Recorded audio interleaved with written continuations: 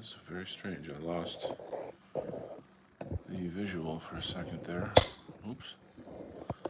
See if I can position this better. Alright, let's get to work. Gonna get to work. You know, I keep jumping ahead, but I guess I can if I want, huh?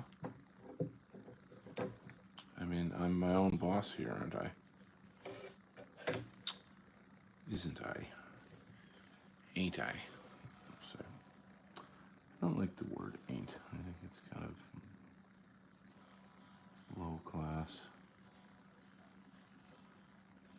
Ain't it? Alright.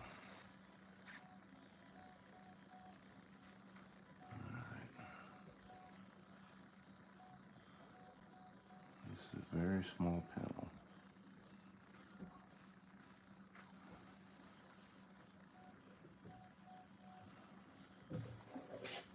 Let's hook this up.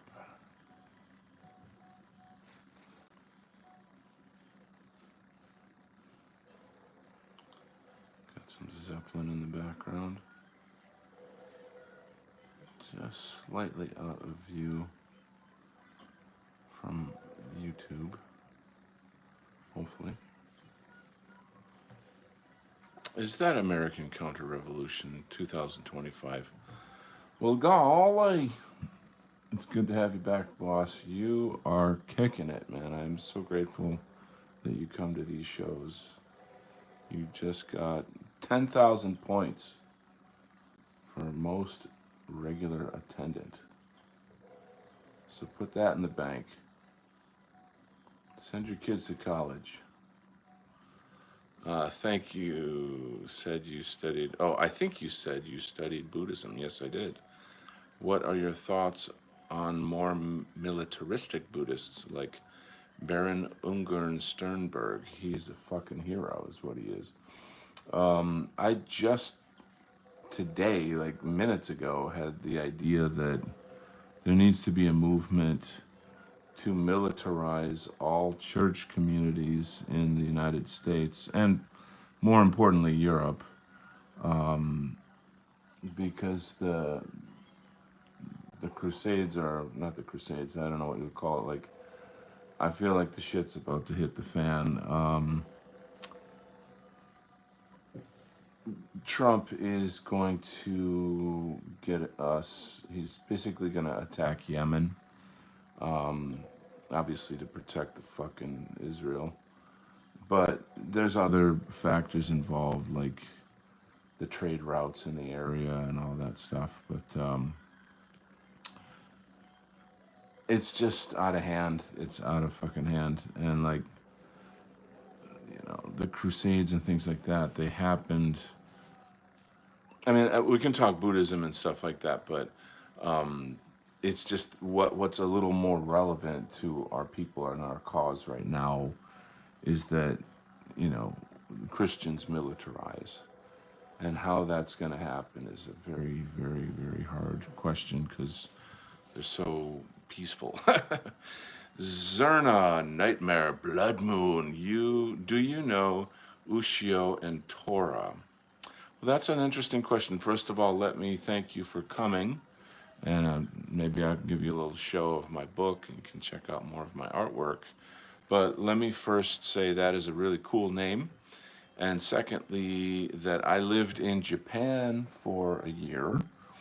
But even though I lived in Japan for a year, I do not know who Ushio and Tora are. Are those people or manga characters, anime characters? You know what I'm saying? Do you know Dogen Zenji? Do you know Miyamoto Musashi? Do you know those people? Because that's the Japan that I care about. Dogen Zenji is one of the greatest Zen Buddhist masters of Japanese history and Buddhist history. I would even add, and a great poet. Miyamoto Musashi was he wrote a book called The Five Rings, and he was known as a master samurai. He was so good at being a samurai that at a certain point in his life he only carried a wooden sword because it was too easy to. He had killed so many people, and people were just challenging him. Like, oh, you're famous. Yeah, well, try me out. And then he would just kill people in these, whatever, these kind of like ego matches or whatever. And so finally decided this is pointless. I'm not going to do that. And he started carrying a wooden sword. But please, Zerna, please tell me who Ushio and Tora are. A big part of this show is interaction in the chat. So when you ask a question but don't follow up, it's kind of meh. Is that Splattercat? Holy shit, ladies and gentlemen. The mighty Splattercat is here. You also get 1,000 points for being one of the most consistent people to show up on this stream. And I appreciate you. So 1,000 Donald Kent points to you, sir. Put that in the bank. Mr. Shadow, are you kidding me? Holy, get out of town. Mr. Shadow's here, ladies and gentlemen. Mr. Shadow, take a bow. Hey, brother Kent, how's it going? Awesome drawing. Keep up the great work. How was your day? I'm just chilling and drawing. Oh, good for you, man. To be honest, I had a sloggy day. You know what a slog, like a slow, long, exhausting day. Had a meeting at work that was just, work meeting ish. The good news is I did just get a raise after the meeting, which is not bad. It's always nice when you get a raise, and it's a nice raise. It's not a small raise, so I guess I shouldn't complain. They had dinner for us at work, and I don't like. I'm like a low carb, no carb guy. I don't. I love carbs. I just can't eat them because they make you fat. So, but they had lasagna. It's like all fucking noodles. So I had some lasagna, and what happens to me in those situations is I get real sleepy, I get real logy, blood sugar or something. I don't know. So I ended up taking like a really long nap after work, and I hate that because it's like wasting time. It's wasted so much fucking time. And so I didn't. Anyway, that happened. It's not the end of the world, for God's sake. There's worse things that could happen, right? But I'm grateful to have my job. I'm grateful to help the people that I do. I work with wonderful people, mostly. So I shouldn't complain. I'll put it that way. How about you? How was your day, man? What are you drawing, brah? Give us a little teaser. Splatterkit says, always happy to show when I can. Awesome sauce. Congrats on the raise. Woo woo! Carb comas are cursed to me. No, I know, dude, bro. Carb coma. That could be like a super villain's power. Like, zap you with a carb coma. Oh no, I need a nap. And I fall asleep. Ha ha ha, I've struck again. They'll be sleeping all the way until tomorrow. Imagine all the time they will waste. So that's what it is, and there you go, and now you know. So don't give me any lip about it. But back to the original question at the beginning here. Let's go back to Mr. American Counter Rev. I don't know a huge amount about Baron Ungen Sternberg. My close friend Ulfric, who was on the stream last night, actually, no, it was Dave Martell who introduced me to him a couple of years ago. And I just sort of read the kind of like the Wikipedia version of like who he is and the history, and the dude is a fucking genius. I mean, a Russian Tibetan Buddhist who like was a warrior against Jewish Bolshevism. How, dude, that checks all the boxes, bro.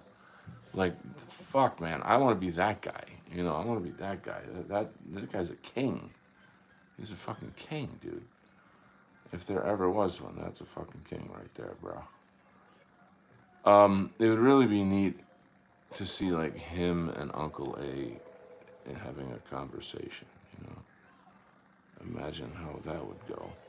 Probably talk about UFOs. Dude, how sick would that be, bro?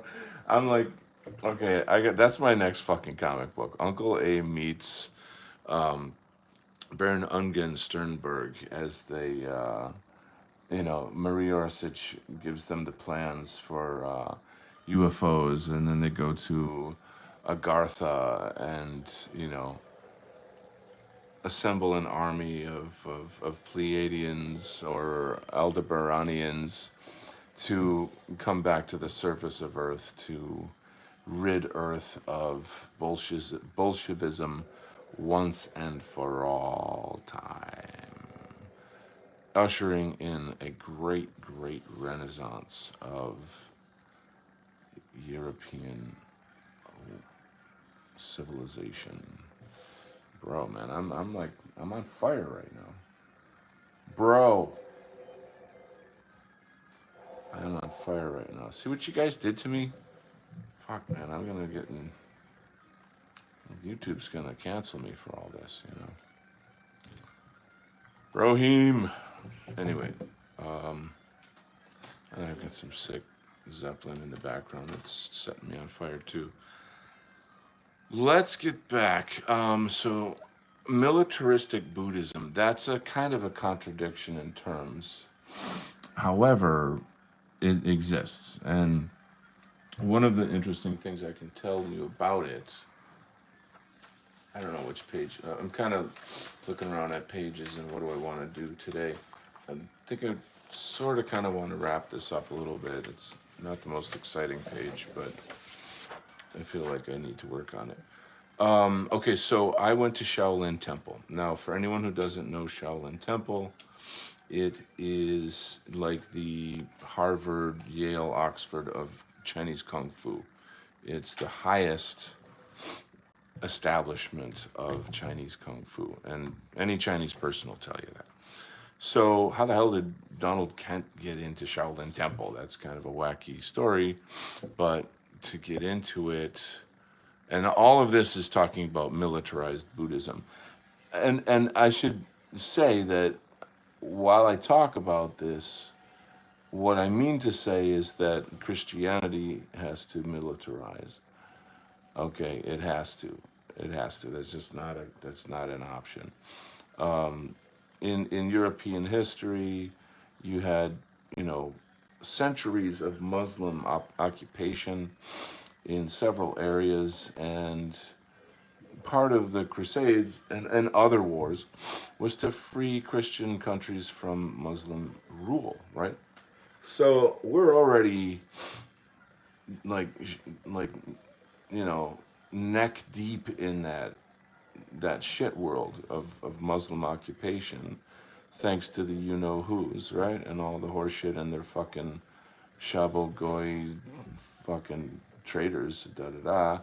But here we are, and so Europe is like on fire. It's ready to blow. I don't know if you've seen any of the fucking, like, what do you call them, like the people marching in the streets and all that shit. That's like off the chain right now. And I just think I just don't know when is it gonna pop, but it feels like it's gonna pop soonish. So there's that. Okay, so let's backtrack to Shaolin a bit. So, here I am. I want to learn Buddhism. I want to learn Kung Fu, Qigong. And I'm kind of, this is before I became Donald Kent. I'm a pacifistic artist musician, hippie lover. Kinda. I'm not. That's not true. But I was kind of like that in high school, though. I definitely was like that in high school.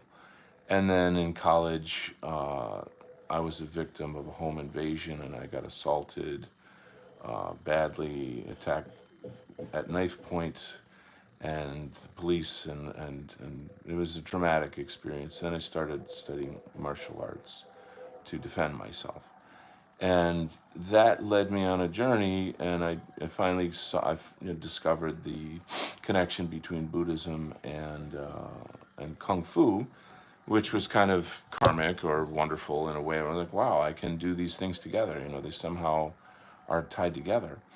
Anyway, then I discover like Shaolin Temple is it's the place where all of those things come together. Zen Buddhism was born in Shaolin Temple. It's a long history. I won't go down that road. I could teach a whole class on it.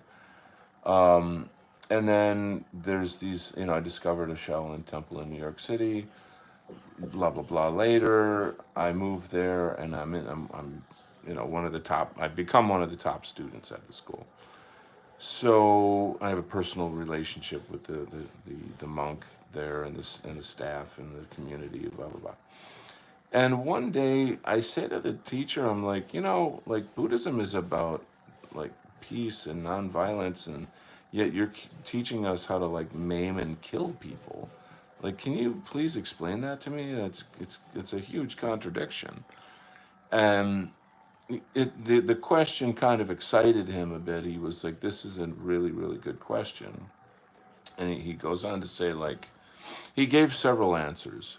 Because as you can imagine, I was pretty skeptical. I'm like, what's going on here, buddy? You can't be a monk and a killer, And but actually you can. And not only that, there's like this massively long history of monk warriors in several cultures. So that's you guys are probably aware of that. Anyway, so he says, okay, well, number one, if the monks did not learn martial arts, Buddhism would have died in China long, long, long time ago, because it's just had a massive history of civil wars. We call it civil wars. They were really different states. The China was not China, for 5,000 years or whatever. It was kind of gradually formed, came together over so much time. Blah blah blah. And so as wars came and went and came and went, the monks were able to preserve the temple and Buddhism. And yes, there were many times when the Buddhists had to affiliate with whoever the king was at the time in order to keep the temple, going, basically. Even though Buddhism is not really political in its, I think you understand what I'm saying. So that there's that, and then like he kind of went on into some deeper kind of not aesthetic, esoteric things where he was saying, as a monk, I'm have a kind of vow to save the souls of people, and that if I had to kill somebody in order to save another life, I would do that. And even though I would go to a certain hell for doing that, I would endure that, and for the sake of these people that I save, something, something, something. So you can kind of put it together. You can kind of piece those things together. That's a tricky topic, because now you got to kind of get into what is karma and the conditions of karma, and not everyone who kills goes to hell, depending on the circumstances and the karma of the situation. One of the interesting things about Zen is sort of being passionless about war, in the sense that like you sort of maintain a Zen state of mind so that you're not producing karma through the killing. That's a whole other topic. That's kind of fascinating if you think about it. But that's going down a different road. So here's the deal. Like, you know, I think the message needs to get out to like every church in America. If you don't militarize and keep the practice of having like a church militia, like for all time, then you can be sure that your church is going to pass away, that Christianity is going to pass away. It's just we're living in a world of Jews and Muslims, and these people have it baked into their religion to kill us and to either kill, convert, or enslave us. One of the three. There's no other option. They do not see us in any other way. And so like all this love your neighbor bullshit is just faggotry. It's just bullshit. It's a bullshit teaching. Yes, love your neighbor. I'm not saying don't love your neighbor, but I'm also saying be prepared to fight your neighbor because your neighbor doesn't fucking love you. Okay, baby. You know what I'm saying? So like these are fucking things, these are things. And I don't know, man, Christians are just like sheep. They're just little babes in the woods, easy pickings, And I'm not saying that to be mean. I'm saying that because no other than people in the dissident right, the white identity movement, the common normie Christian has no fucking clue what's really happening in the world. They see everybody as la la la la la. We're all brothers and sisters. We're all children of God. Mr. Hippocratic Oath is here. I gotta be honest. Like I sometimes hate calling you that because you're nothing. You're far from an oaf. You're like literally the opposite of an oaf. You're like one of the brightest people I know, and it like kind of hurts to call you oaf. You know what I mean? It should be. I just, are you feeling me? I mean, this is, like I respect you like hugely, so like it's just kind of hurts to say that. Did you still look like Jesus in Shaolin Temple? You know what? I shaved my head like a monk. I didn't. It wasn't like skin bald, but it was like that kind of military, like like uh, like somebody in the army or like a grunt like that kind of I had that kind of aesthetic at that time. It was funny because like I did that one day, and then like all the other students, not all of them, but like a lot of the other students came in like the next day with their heads shaved and stuff like that. Trendsetter, I guess. But yeah, I had never done that before, and I thought, you know what, I'll do this, see what happens. But anyway, what else can I tell you? So yeah. Anyway, Shaolin Temple. So yeah, I think I kind of finished that story. Do. Mr. Shadow says, "I'm good, bro. Just drawing a UFO over a road with clouds full of eyes. Very, very nice. I've been seeing like insanely cool UAP and UFO videos. They're out there. The things you got to have an eye for, like the fake ones, like the AI generated ones, the CGI generated ones. Because there's these, they're like channels, clickbait channels almost, that are like, join my channel of cool, spooky UFO and paranormal videos, you know, and and and they mix the real stuff with the fake stuff. And when I'm always like, when you do that, you're really kind of hurting the cause, so to speak. You shouldn't do that. You should only have everything should be real in there. But the sightings these days are insane, like crazy. And I mean, like I said, I've been watching the media on UFOs for almost 20 years now, at least 19 years. And I've seen some amazing, amazing stuff, but the amount of UFO activity right now is so off the charts. It's like not just the amount, but the quality of the video and the kind of UFO phenomenon is really, really interesting. Um, you know, it's a deep topic, and I'm not really in the mood to get into that tonight, but definitely wild stuff, though. Mucho wildo. Anyway, um, I'm back to my usual tomfoolery. So, what do we got? What do we got? Let's read some chats. Tommy John is here. Hey, Tommy boy, good to have you, man. Thanks for joining. Don't forget the Catholics. So, yeah, I mean, I'm just saying, like, all denominations. It's, it is. There was a while there where, like, Christian nationalism seemed to be an up and coming thing with, like, Andrew Torba and all this talk of this and that. And I don't really see it. I don't really see it. Um,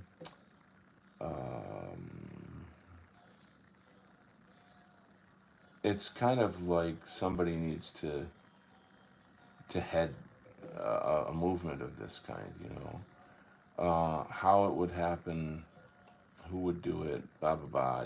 It's tough to say, but there it is, and there you go, and now you know.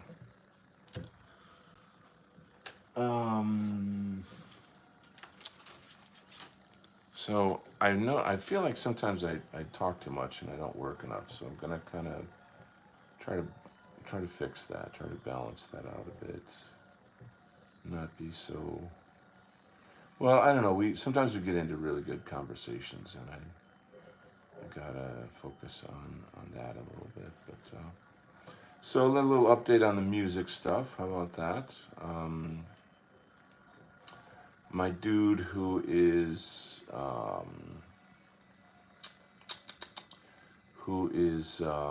recording, he's got the recording studio.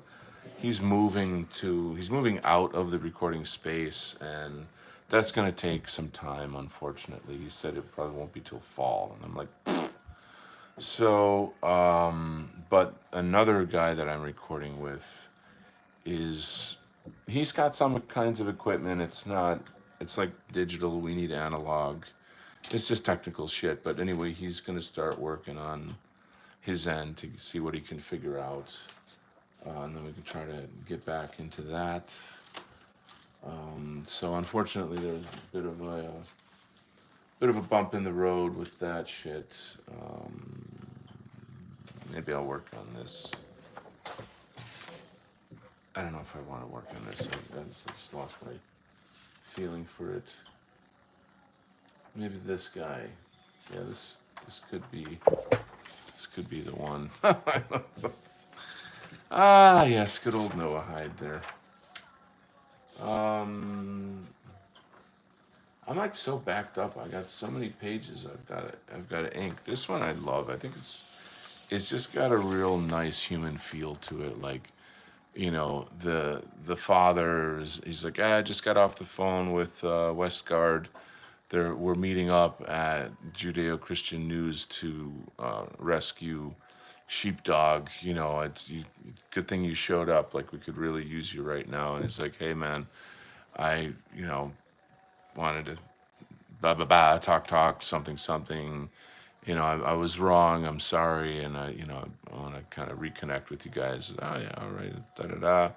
All right, well, I'm gonna go visit my wife before, and I'll visit her real quick to see how she's doing, and then I'll meet you guys at Judeo-Christian News headquarters, and we'll save Sheepdog. But do you guys know what happened to Sheepdog?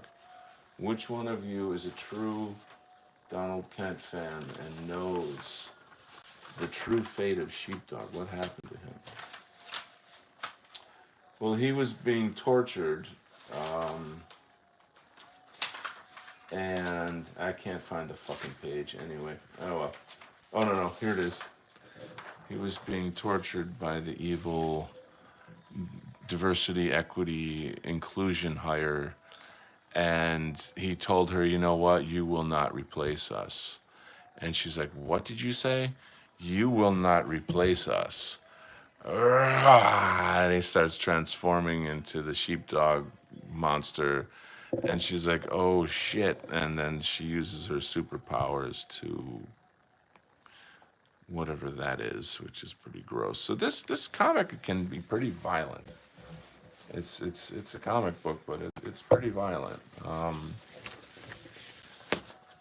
So anyway, enough bullshit. Let's read some chat here and talk to more intelligent people. Catholics gave us the Muslim religion. Wow. Hippocratic Oath says the church militant is one of the three states of the church. All right, I'm going to have to look into that. I need to look into that. That's pretty serious matter. Yeah, I'm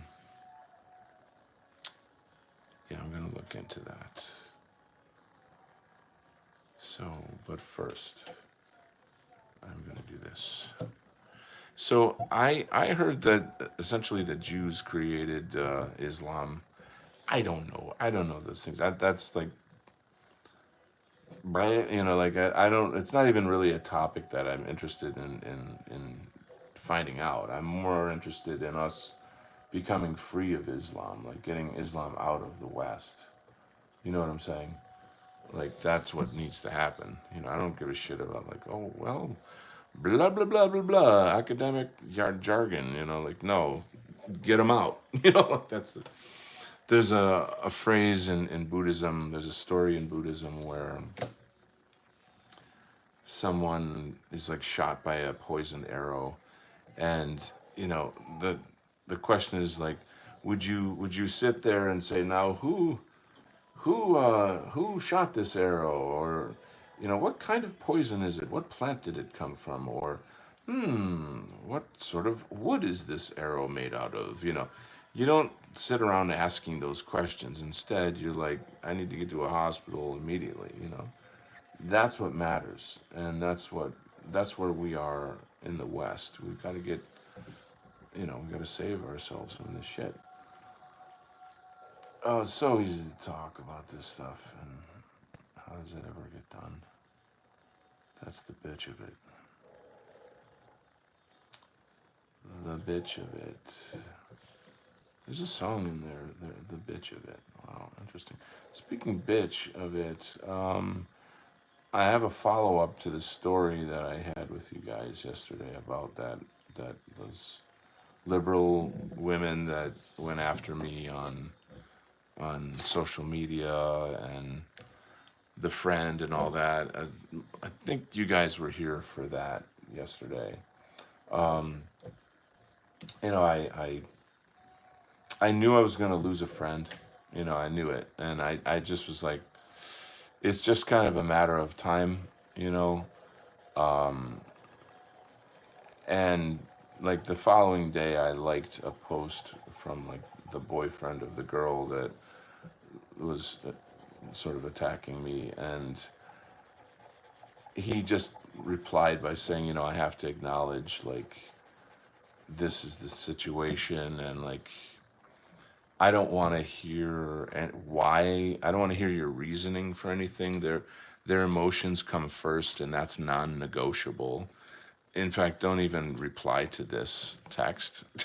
It's like, you know, it's like, I mean, the idea of like, if a liberal woman cries about something, then there's no judge, no jury. You go straight to jail. They have ultimate power. You know that whatever they fucking think, feel, and at any time, whatever whims that they have, that you should throw your friends in a fucking burning dumpster because your stupid bitch liberal girlfriend, you know, got her feathers ruffled over, you know, me posting some political criticism, and like they don't feel safe around you. They're not safe. It's not safe. Oh. It's this idea of like the weakness of it, you know, like I don't feel safe around you. Like imagine if like, you know, I don't know, one of you guys was like, you know, oh, let's debate Christianity versus paganism, or Christianity versus Buddhism, or you know, kung fu versus jujitsu, And I was like, you know what? I don't feel safe around you because you're disagreeing with me. I'm gonna block you now. That's fucking literally what they do. It's just like without any, and I mean, it's not new, I guess. I mean, I'm kind of, this shit's really old, but I guess the thing is, it just hurts to lose a friend over that. You know what I'm saying? I knew, you know, from day one, it's like this is who this guy is. Like it's who he is. If you're gonna be friends with a liberal, then expect that. You know, it's like these are the rules if you want to talk to me. And that's funny because it reminds me of, oh gosh, I don't know, months ago I was at some big event at a local art museum, and I happened to run into an old college friend. This guy was actually the best man at my wedding. Like that's how close we were back then. And he's always been like a lefty, like a radical leftist, like just really, really hardcore, and very active in politics too. You know, like he's, you know, so there it is. And I haven't, I like abandoned him after a while because he was just a psycho. The dude was just a weirdo, narcissistic jerk kind of, and like it didn't hurt me per se, but it just I just couldn't stand him anymore. It was kind of how it was. And here we are, like we run into each other at this big art show. He's an artist as well. And the strange thing is that he saw me before I saw him, and as he was walking up the stairs to where I was, he kind of had this look on his face like he wasn't sure what I was gonna say. You know, like are you gonna diss me, or are you gonna be like, hey, oh my god, how you been? Like so he was sort of ready for either one. It kind of says something a little bit. Anyway, so it was, and I haven't talked to him in a very, very long time. His kids are growing up and this and that. And so anyway, I'm very nostalgic. I'm having fun. It's all good. And he's like, yeah, we exchange phone numbers and this and that. He's got like a YouTube political show and yada yada. And then in the very first text where we're kind of reconnecting, right away before anything, he he he says it with no like ambiguity, like, here are the rules of like, if you want to talk to me and be my friend, and if you want to communicate with me, here are the rules of engagement. Like, I don't talk about this, I talk about that. This is how it's going to be, something something, blah diddy blah. And like immediately I'm like, fuck off, because like, here are the rules of, and get, I mean, what in the fuck who the fuck do you think you are? Like, just what, this is what I mean, like the narcissism of these leftists, man. I can't, they're unhinged. They're unhinged, man. I mean, it's so off the charts. So where do you go with that? What do you do with that? It's like, dude, like, who the fuck made you king? Like, I don't think I will engage. I don't, if these are the fucking rules, and he has no idea like who I am now. You know what I mean? Like, if he knew who I've become, like, it would flip him out. I guess probably. I don't know. It's an interesting thing. But regarding that previous story, I should read some comments here. I'm yammering on a bit too much here. Emotion is bigger than logic for these people. Correct. Paddy Irishman is here. I hope you brought your bottle of Jameson or your Guinness. I could use a nice fine Guinness right now. Anyway, what is the score? I should stop speaking in an accent. I sound stupid. In my understanding, Muhammad was educated by Aryan monks. Aryan, really? This is how Islam has a singular God that negates the man god. Muhammad later made the Treat of Ashtiname, with Christians granting protection. Treaty, okay. Ultimate Memers here. Hey man, how is the art? The art is artastic. It is awesome sauceroony. So let me give you a little art show. You know how I am, guys. We get some new people here and kind of have to give them a little show, you know. Just, something, little eye candy, so you guys can see what I do, what's happening in the Donald Kent comic book world. This page is obviously not finished yet. Za za za. Brought my milk tea. Oh, very nice. I just discovered a new bubble tea place nearby where I live, so I'm looking to take my son there sometime soon and enjoy that.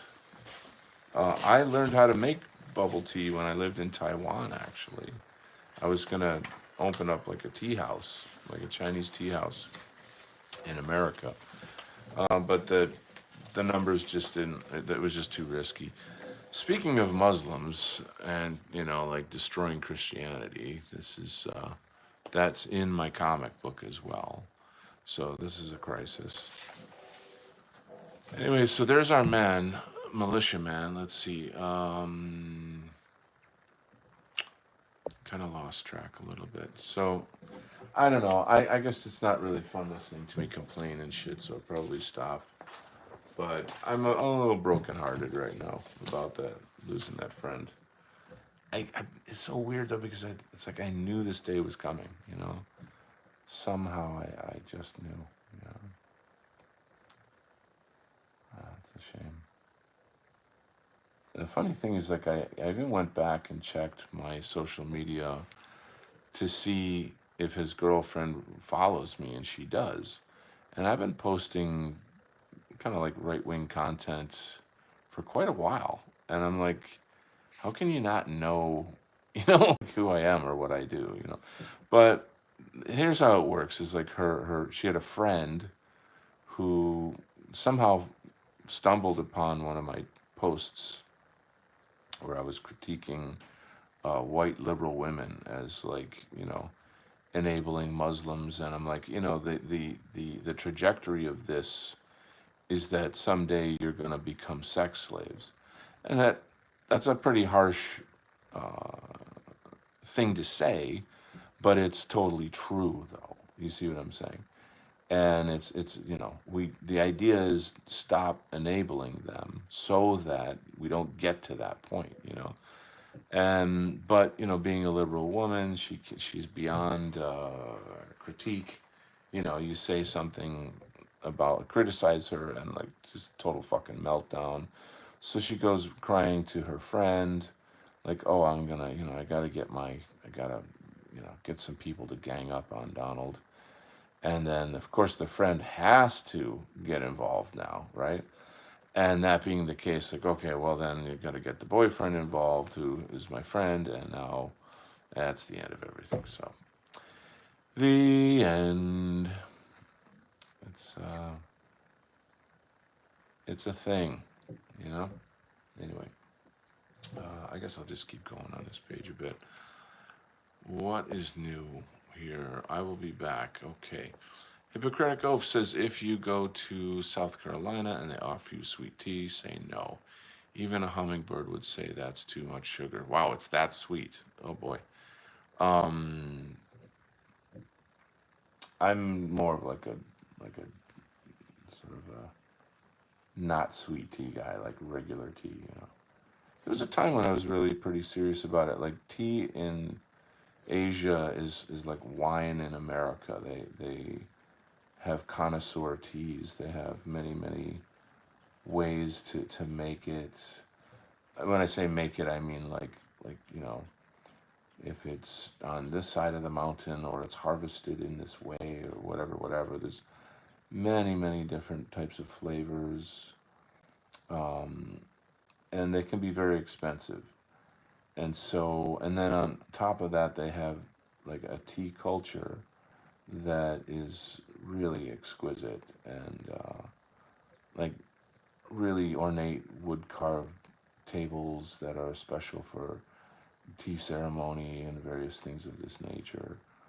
Um, my Tai Chi teacher, homestay father, did that, and so like my first year in Taiwan, I had that like almost every night, and then I started collecting, you know, fancy Chinese teapots and stuff, which are a kind of like advanced ceramics, with like beautiful decorations. I just fell in love with it. It's just a really beautiful culture. Um, and I brought a lot of that back with me. I still have a lot of that stuff. I don't know how that compares to Carolina sweet tea.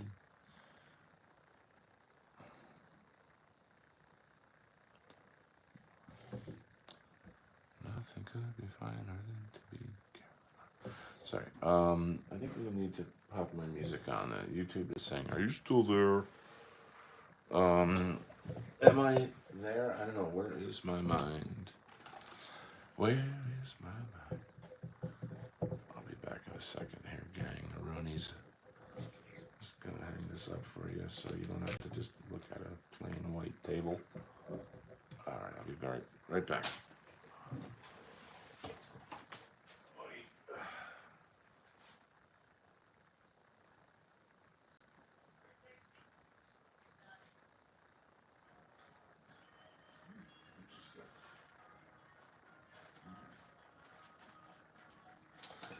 All right. Enough. What's going on here? I'm back. Jewel Noble's here. Welcome back.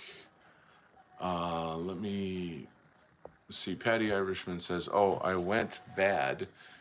Oh, it went bad with your friend. That really sucks. I hate to hear that. I know, dude. I'm feeling blue about that. I had sort of a shitty day at work, and I come home and I get this text, and the text, like, he's a really lovely guy. Like, he's a friend, and we've had many, many wonderful, amazing experiences, great conversations, deep conversations, like pretty strong friendship. For like a far right and a far left guy to have that kind of friendship is extraordinarily rare. Like, I could make a movie about it, basically. And of course, a woman fucks it up. But anyway, and the way that he explained it was kind of like, you know, I'm aware of like your recent online activity, whatever behavior, and you got to be really, really careful with my community, with your politics. Like, if they see it, like, meaning he accepts my politics, but he's warning me that the people in his community don't. And like, if you're gonna post that stuff and they see it, then that puts me in a situation where I have to disavow you because they trusted you because you were my friend. Does that make sense? And I mean, from his worldview, I get that. That's kind of it's like a somewhat reasonable way to talk about it. And he was like, I wish I could give you a hug when I see you, but I don't know if I can, like, and so, like, he's not, in a sense, it was like his way of saying, like, I'm not sort of personally mad at you, but I have to do these things because, I'm a member of this community and my girlfriend and and it's fucking retarded garbage. So I just, I'm like, I'm not gonna harass him about it. I'm not gonna try to, like, because he was even like, don't even try to explain. Like, I don't want, like, he wasn't gonna give me an opportunity to explain myself, or like talk about, because the point being that it's like a liberal woman's feelings is the most important thing of every fucking thing on the fucking planet, and the whole world revolves around it, and that there's no explanation that will ever be more important than a liberal woman's feelings about something, which gives them like total power, total dictatorial power. Like, you know what I'm saying? Like, if I feel threatened by your views, which are different, then, like, That's, and again, I'm boring people by talking about this because it's totally not new and whatever. So, time to shut up. Okay, moving on and cut. That's a wrap. All right, Jewel Noble's here. Splattercat, as a native Texan, I bleed sweet tea. That's pretty funny.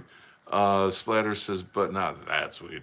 Nice comic. Thank you, bro. Hippocratic Oath. Did you learn the tea ceremony in Japan? So, I should clarify this. When you say tea ceremony, it only really means the Japanese version of it. The Taiwanese, the Chinese don't refer to it as a ceremony, but the way that they prepare the tea in many ways is ceremonial, if that makes sense. There's some wonderful kinds of ways in which they do this. For example, they have special little cups that you pour the tea in, and then you pour the tea out of the cup into the cup that you're going to drink. But then you smell the other cup that it was in originally. It's like a fragrance cup. I mean, the cup is just to enjoy the fragrance of the tea. Isn't that charming? It's just kind of a lovely little thing, you know. And I'm infatuated with Chinese traditional art, so a lot of this stuff is has like beautiful paintings on it and sculptures and various little sort of things of that nature that I find fun and interesting. But so I guess that answers the question. Now, my when I was in Japan, I saw the tea ceremony. I a while not long ago I was talking about when I was in Kyoto during the Moon Festival. It's a kind of a harvest season moon festival, and the Zen temples are open for like music and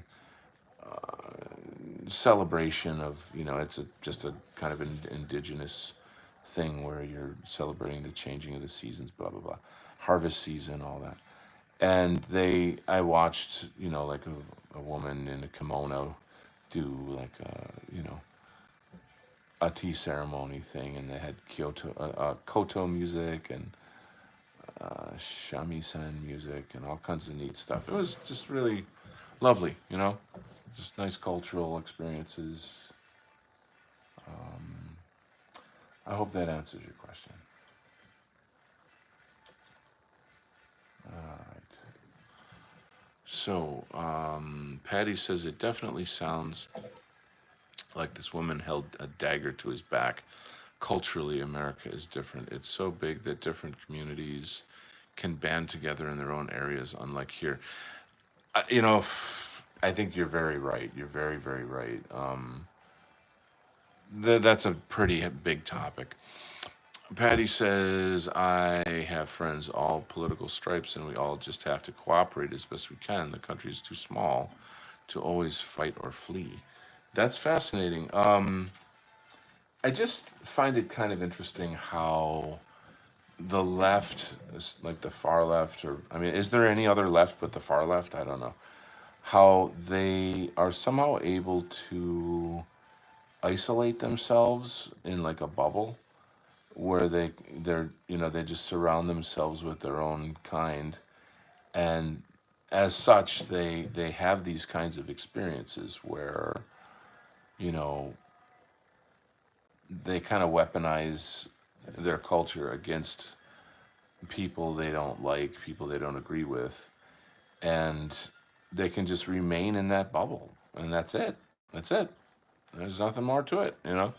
There's no learning, there's no growing, there's no maturing, there's no challenging ideas. Yet, of course, they're like, "Oh, we're better than you. We know everything, and we're the vanguard of whatever." Fucking retards. It's just it's wild. It's wild. I haven't really dealt with that or had to deal with that in a very long time. I'm kind of living in the dissident right bubble. Where I don't really deal with that. back in like say the 2020, what was it, sorry, 2016, 2018, when the Trump thing was going down, and that was the time when everybody was splitting up. Your friends and your family were picking sides, and you were losing friends and family, and it really was a terrible time.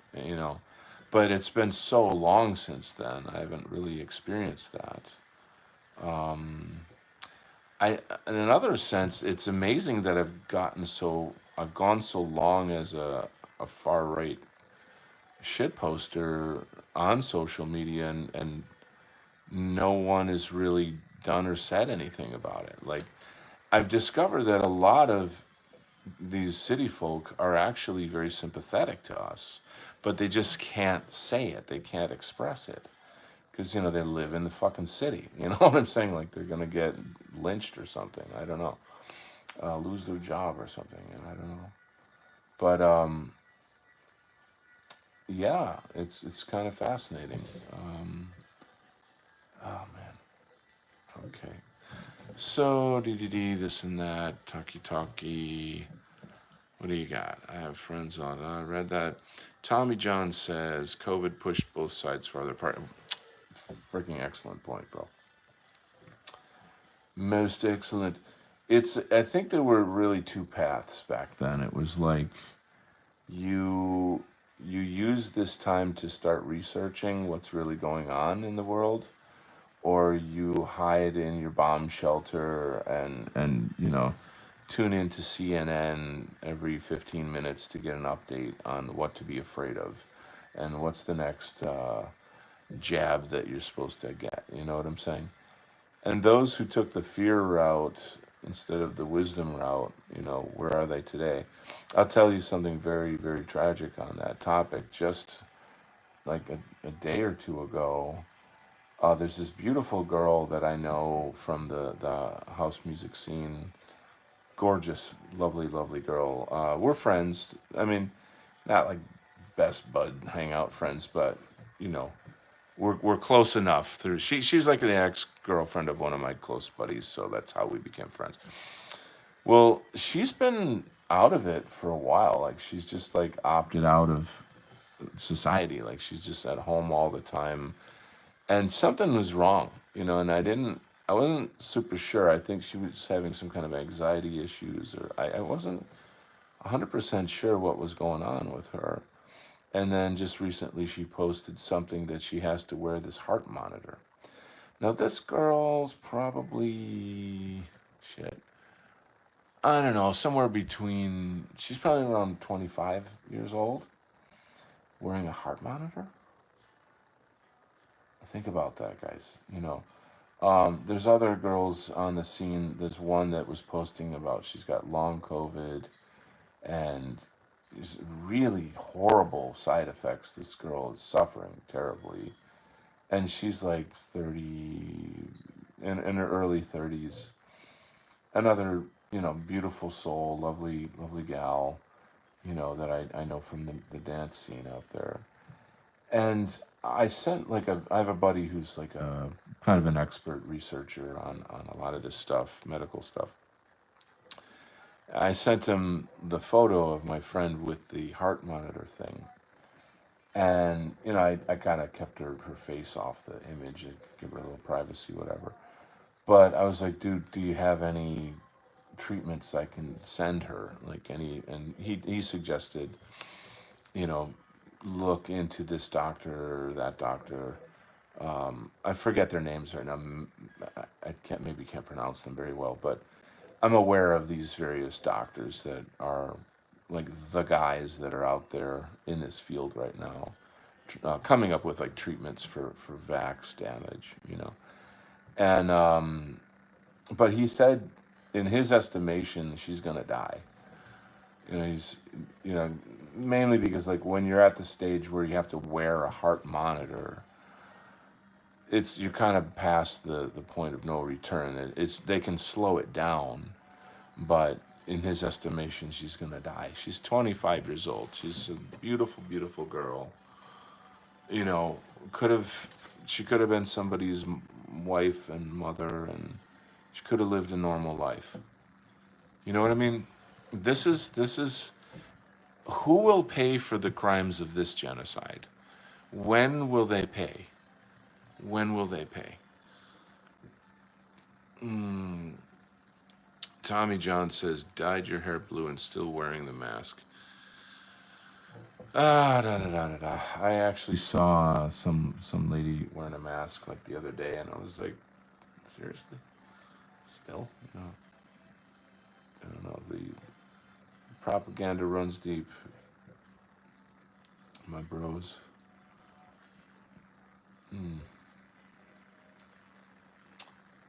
Anyway, what can I tell you?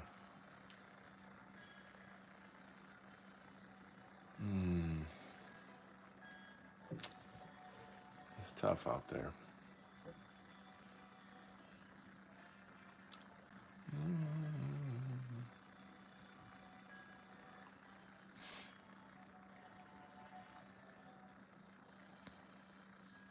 Okay.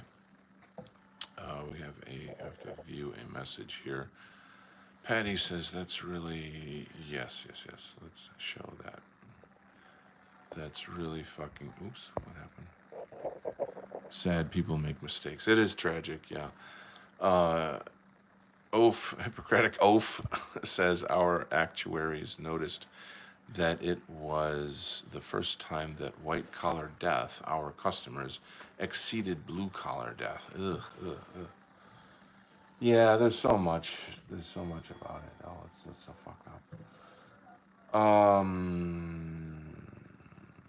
me move on here.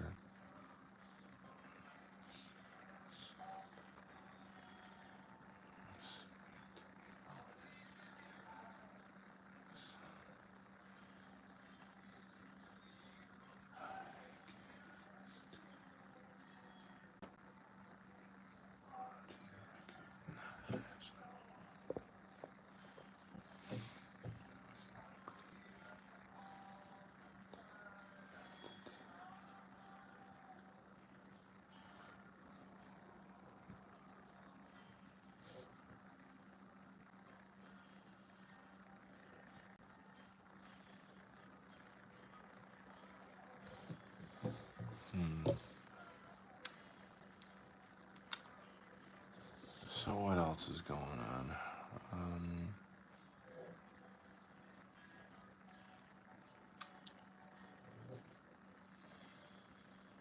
Yeah, so I've had several ideas that I've talked about regarding like community building, different approaches, branding that idea, etc.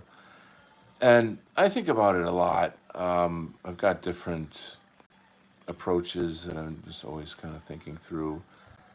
But the more that I deal kind of just with normie whites, the more I see like how reluctant they are and how difficult this is going to be. There's many obstacles to essentially like racial awareness and and like collectivization. There was a time when I met this dude. He was like he used to run the local Italian club. I don't know if what you have where you live, but we've got like a Polish club, Italian club, Irish club, whatever. And they've been around for a long time. It's just a part of the cultural landscape, whatever. And they have their pancake breakfast, fundraisers and special holiday performances or this or that, what have you. And they're like just little culture centers. And so I got to talking to him, and I started sharing my ideas about how white people are in this situation, and would the members of the Italian club want to meet with me and talk about building like a European collective club, sort of, for lack of a better term. And he was straight away, he was like, yeah, like I see, I agree with you. And yeah, they would be interested in talking about that, because they see that like we need to get younger generations of kids into our clubs and carrying on our culture, blah blah blah, this and that. But that by now, it's not it's not about being Italian, Irish, or Polish, but it's about being white. That's actually the demographic that we are in this world now. Not in their generation in whatever the 1960s or whatever, whenever they grew up, what have you. But that gave me some hope. That gave me a good sense. Um, I guess I'm gonna have to basically accept failure. I'm gonna have to be like, okay, this isn't gonna be easy. People are gonna laugh at you. They're gonna shut you down. But you gotta try. You gotta put it yourself out there anyway. You gotta try. And somebody somewhere will get it. You know what I mean? Also, there's oh fuck, dude. There's some really really crazy news that I found out. Um, Hold on, let me check the chat for a second before I launch into that shit storm. Petty Irishman says that's really fucking sad. I read that. Actuary's Hippocratic Oath. Did you see that Tufts University graduate who got picked up by ICE for co-authoring an article criticizing the university's Palestinian policy? Okay, so that's a thing, right? The whole. So here's kind of my take on all that. Right now, the government is really weaponizing against pro-Palestinian anything. You see what I mean? And I'm putting it that way because it's obviously anti-Israel, but the framing that they're using is, you are pro-terrorist, pro-Hamas, and therefore you're a threat and you need to be kicked out of the country. That's how they're framing it, which is bullshit. It's bullshit. You know what I'm saying. I don't think I need to explain myself. Um, that's bad, but my feeling, what I'm really, really looking for is when and how this is going to transform into any and all criticism of Israel makes you a terrorist. You get what I'm saying? I feel like this is the start of, or the foundation of, the next big Bolshevik bullshit, if you want to call it. We know, in Russia that the communists made it illegal to criticize the Jews, punishable by death, no less. So we're that's the thing that I'm kind of looking at, and I don't know. It's a really interesting thing. It's kind of like two trains on a train track that are getting closer and closer and closer, and at one point are they going to collide? You've got Israel controlling the narrative, the government, the policy, the business, the war, and then you've got the far right pushing in and pushing in into the mainstream and the mainstream, and you got your Candace Owens and your Ian Carrolls and your uh, MMA fighters, blah, blah, blah, blah. And at what point is this going to all fucking explode? And then what's going to happen then? This is the question. Like, all the FBI guys that are like watching my show or shows like mine or what have you, I don't know if they know either. I would wager that some of them are getting like, I don't know, like, here's the plan, basically, like, here's the some kind of like written instruction on, like, okay, here's how this is going to go. We're going to target these guys and gather this intel on them, and then when we get the orders from our masters in Israel to come down, and we're going to come down on these guys.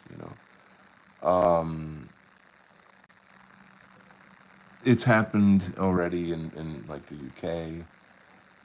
That in that case, it's more about people.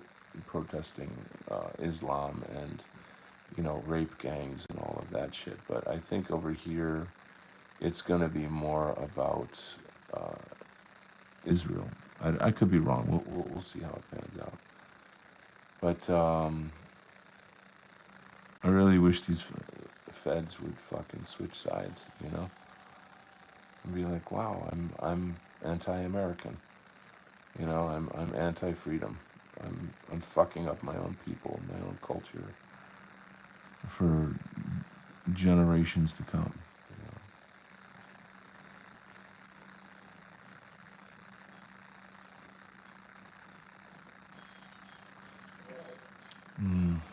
It's tough. Tough situation. Anyway, let's read verses. Hippocratic Oath says, I'm happy she's going away, but not why she's going, because I think it can be turned on us. Yeah, literally. Yes, we're on the same wavelength for sure. It's crisis and observation. I think they are watching if normies will react or stay asleep. So here's my take on all of that is that, oh God, like the government has total fucking power to do any fucking thing it wants. It's not a government, it's a mafia. It's a terrorist mafia. There is no real government. Okay, that's bullshit. They go into other countries, they set up, assassinations, false elections, the blah blah blah, this and that, yada yada, wars. Oh, we're protecting democracy, we're spreading democracy, blah blah blah blah blah. It's a gigantic fucking theater. Okay, so they don't. What the fuck do they need normies for anything? Why do they need public opinion for any fucking thing? They you get what I'm trying to say here. Like they can just drone your fucking ass. You know what I'm saying? Or like, oh, he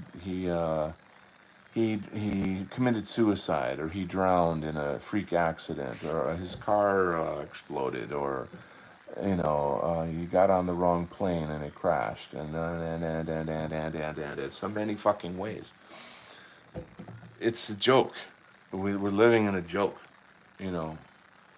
This is pretty much why I'm fascist. Because it's like this shit has to go, and something, just has to be put up in its place that serves the people. You know what I mean?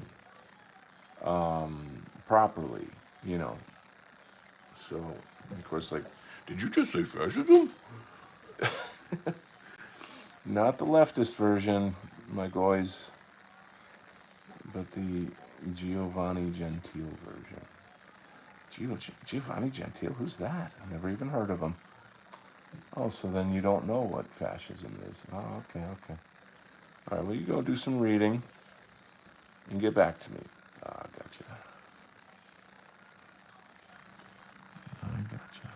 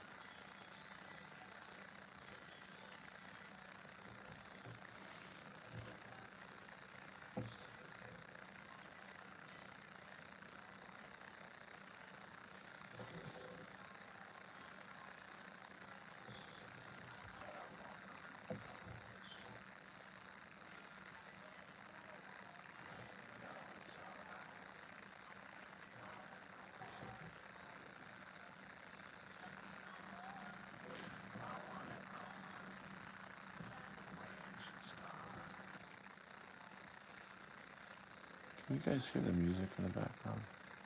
Oh, I was going to tell a story about something. What was it? Shit. Oh, fuck. What was that damn story? Oh, that was something crazy. Oh.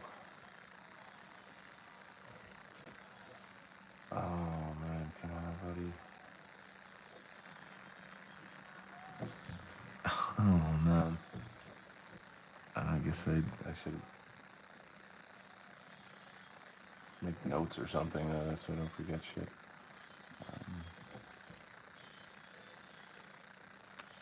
Oh, poo. I'm sorry, I can't remember what it was. Oh, frick.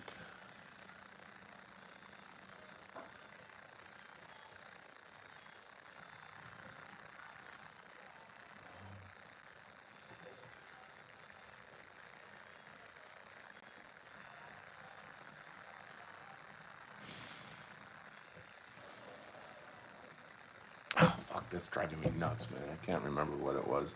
It was really interesting. Um, Hold on, let me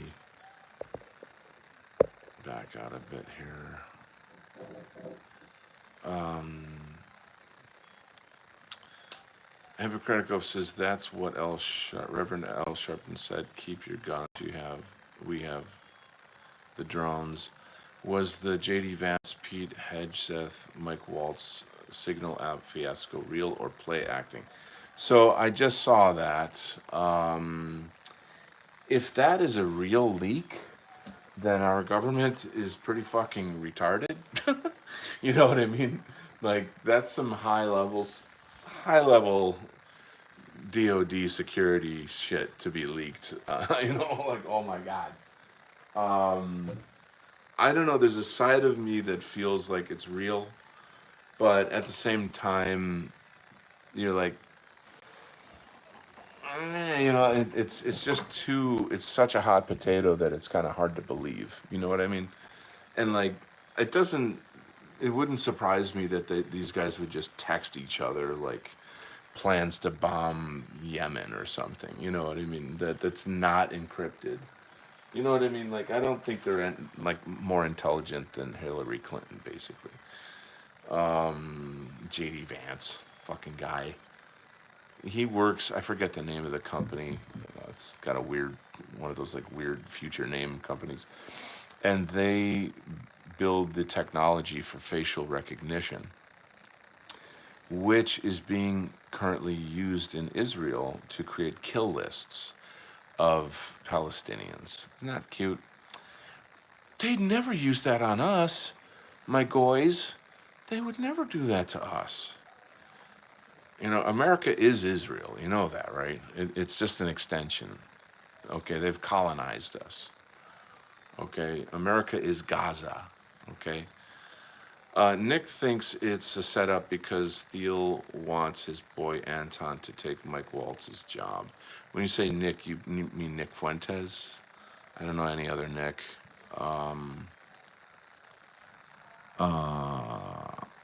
And is and I, you know these guys better than I do. You're more you're more plugged in with all the names of all the players. But the little Mexican, I don't think of Nick Fuentes as Mexican. It's funny. I think he might be like 20% Mexican or something. I don't know. Yeah. Yeah, but I mean, there you go. Like looking at American politics through like the Peter Thiel lens is the more appropriate, realistic way of looking at like why do things happen. The believable thing about that text stream video was what they were talking about regarding clearing the trade routes. I forget the name of the strait there in the Middle East, but that made more sense to me. The one thing that JD Vance was it JD Vance that said something about like European freeloadism or something, like how they freeload off of America. I thought that did sound like wow, this is actually him. Like this actually is real, but I don't know. How do I know?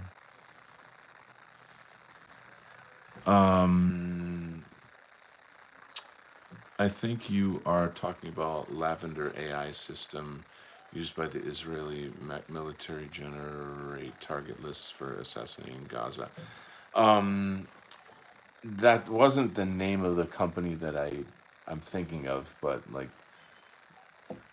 This is something I heard in a Fuentes rant like not long ago. So yeah.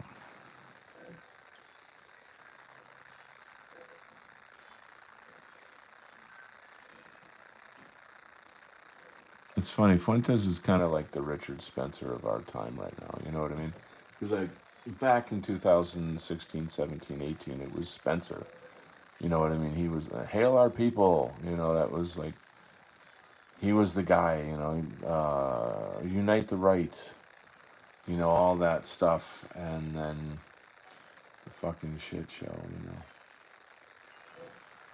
I remember reading about Charlottesville and how the whole Democratic liberal political machine was set up to fuck that up, to like, you know, uniquely fuck the whole thing up, you know, to funnel all of those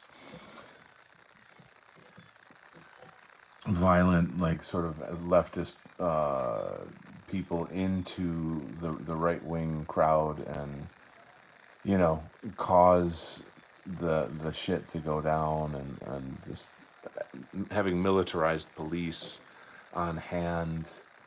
I mean, it was such a setup. It was really really horrible, quite terrible.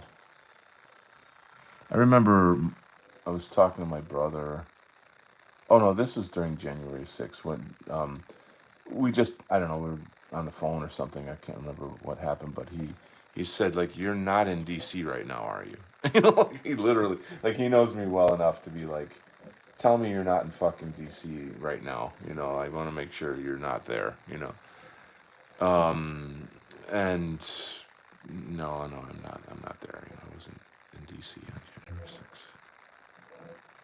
I almost went to Charlottesville though. I'm glad I didn't. I had no idea it would turn out like that. You know. But I was fairly close to going.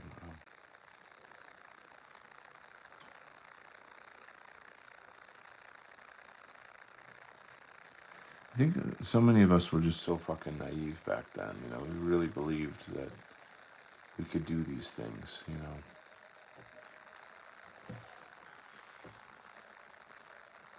that's harsh.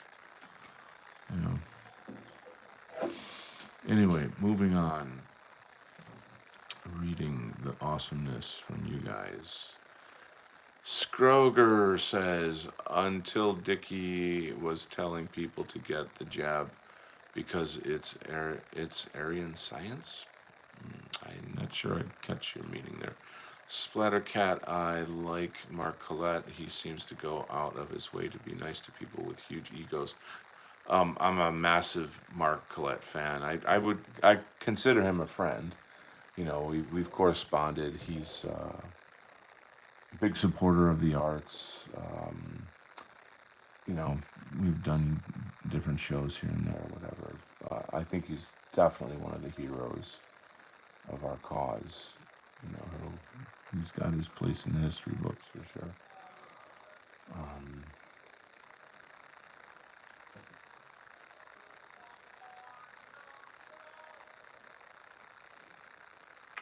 I saw his interview of Joel Davis the other day. It was quite good. I recommend that to anybody. He who did he have on today? Shit, it was a good guess, but I can't remember. He's having David Duke on soon. You know, whatever. Anyway, Splattercat says same. He's great. That's why I'm pissed about Cohen. Currently bashing him and Joel right now. I don't know who Cohen is. Cohen? Is this who's Cohen? I don't know. I can't know everything, guys. Shit.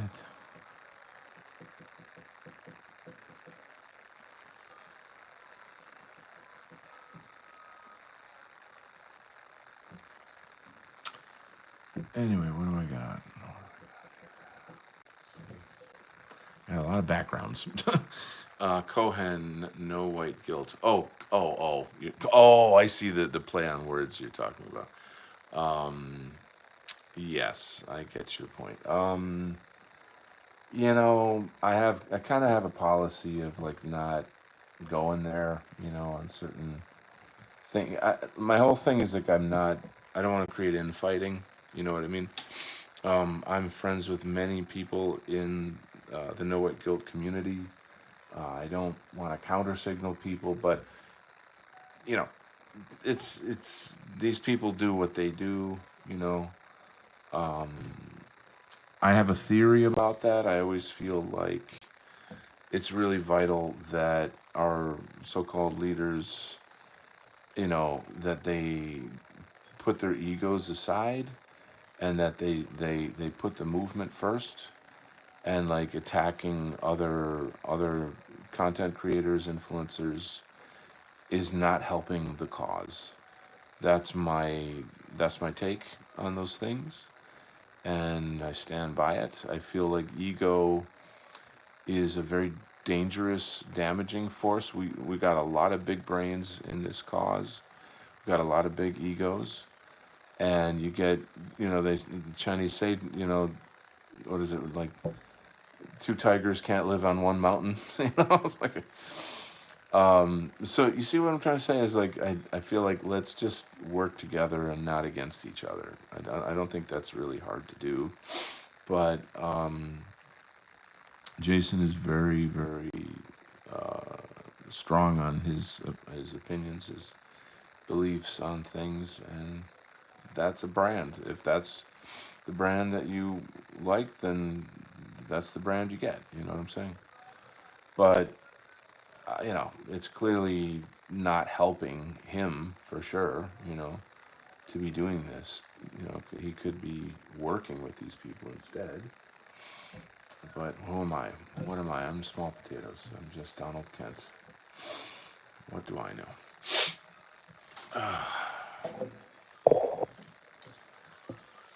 All right, all right. Moving on, moving on.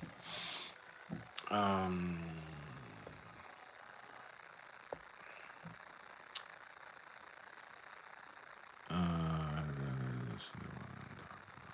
okay. Let's see. I hate the infighting. Yes, instructing our folk to take the jab isn't ours, people. Are you saying that Jason told people to get vaccinated? I'm really hoping that that is not the case. Uh, it's quite terrible if that is. It's quite terrible. Um, I hate the infighting. Oh, hold on, let me read. Instructing us and calling us dumb for not taking it. No, Richard Spencer? Because like Spencer just went way off the fucking reservation. Like I'm still pretty brokenhearted about it, to be honest. I don't know what to tell you. I mean, I have my theories on it. I think after Charlottesville, I personally believe that he got the call, and it was like you're not gonna do that anymore. You're gonna, otherwise we're going after your family, and then you've got to disavow your own people, your own followers, and all this stuff, because like, how do you go full 360 turnaround from being like Richard Spencer to someone that like shits on the movement and like, oh, the dissident right is a joke and it's not even real and blah blah blah blah blah, on and on, and I'm like, why are you talking like this? Why are you doing this? I can't see how you can go a full 360 like that. It just doesn't make sense. But that's why I have that theory that he got the call, and I could be wrong. I really, really do wish him well. I wish that, I don't know. I think I'll probably stop talking about it. But something's wrong. Something's very wrong there.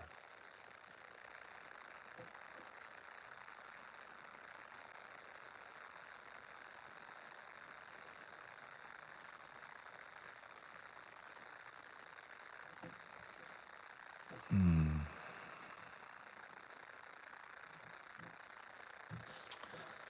let's get moving here. Um, uh, okay. And Greg Johnson, okay, no, Greg Johnson said that about the jab. I dug into his past and the dude is compromised. Greg Johnson is compromised. That's hard to believe, to be honest. The alt-right was coined by a Jew who was integral in its creation. Interesting. I think Richard Spencer is semi-retired. Giorgiani was involved with Spencer, and look how that turned out. Yeah, I think that's fair to say. What you're saying there is fair to say. Um, I'm not retired, for what it's worth. Put that out there. Um, I'm I'll say that I was really delighted. There was a time once when Richard spoke to me and said, "Thank you for not leaving the movement."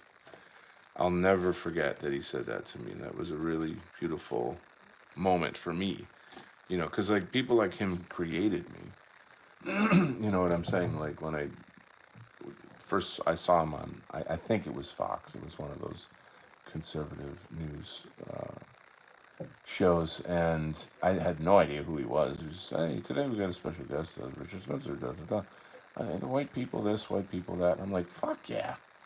Why the hell is there nobody talking about white people? Like why are we? Holy shit, this guy is fucking cool. I love what he's saying. This is wow. And it just like I didn't even know this existed. Um, and then I went and looked him up, and back then he had like a Facebook page. So long ago. And then I don't know, one thing and another thing, and then like he popped up somewhere, I guess on my feed maybe. I don't know how that all happened. I mean, the alt-right thing was sort of somehow associated with Trump in its own way, whatever had happened. And see, the thing that's funny is the leftist news, they shoot themselves in the foot because they'll cover stuff about us, and what they're actually doing is marketing us. They're showing people out there like, oh, did you know that there's a movement for you? Did you know that somebody's actually representing white interests, white demographic interests? And then it's like, oh shit, yeah, I'm on board with that. Let's check this out. So anyway, it was kind of a heartwarming moment for me, though.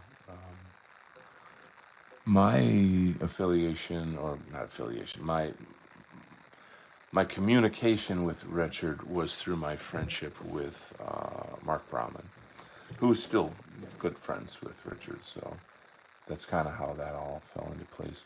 It's crazy. I was on JF with Mark Brauman years ago when we first did the comic that we did together, and JF was like not an asshole, but like if you have someone on your show to talk about something that they're doing, you probably shouldn't like diss it. He's like, oh, I don't. Comics are like stupid. They're for kids. They're low IQ, fanboy weirdos, and I'm like, wow, like what bad etiquette that is for like a show. Like you shouldn't be talking like that to us.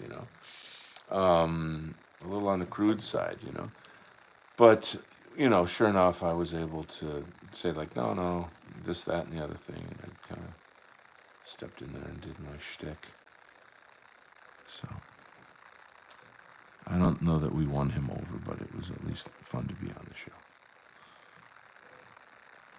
I'd love to kind of go online and just find all the different shows that I've been on over years. Like I was on Millennial.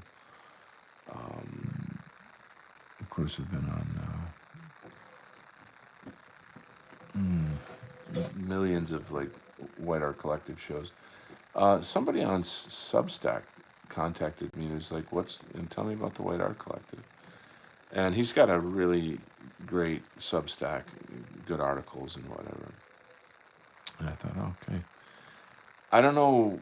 I mean, I'm not like, nobody owns the like, how do I say, like nobody owns the the title of White Art Collective per se.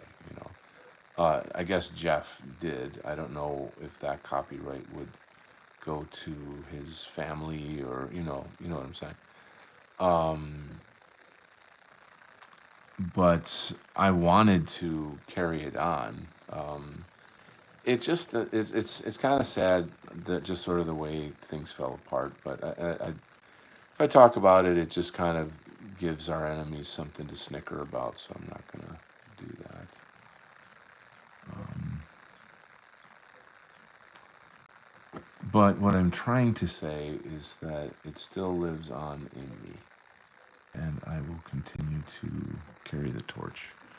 So what do we got here? Um, Greg was pressuring people to take the jab on Gab. Ugh, that's a bad look.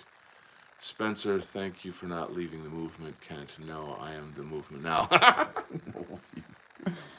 It's funny because like that's what Nick Fuentes is like. You know, I am the movement. There's like megalomaniac. The movement of the Groypers, sure, you know. But anyway, whatever. There's no, I mean, that's part of what's, I think, good about the movement is that it's decentralized. It has to be. You know what I mean? Like, it's got to be any one person. I mean, look what they did. If I'm right, look at what happened to Spencer, you know. And I mean, there's other people too. Like, if you remember Cantwell and, you know, other people kind of from back in that time. And, you know, whatever became of that, you know. Um, the other names are slipping my mind at the moment.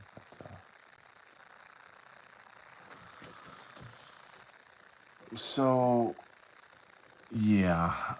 But I mean, I am talking about organizing, though. You know what I mean? Like, I do all these sort of plans and this and that.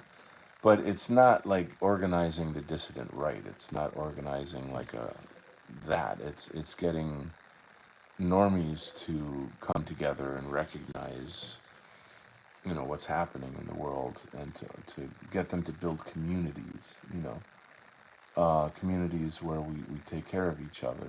We barter and trade and we educate each other,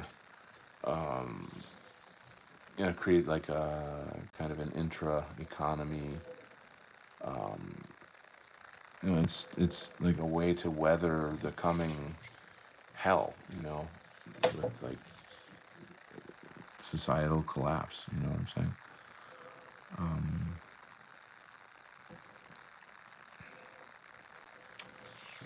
I don't know.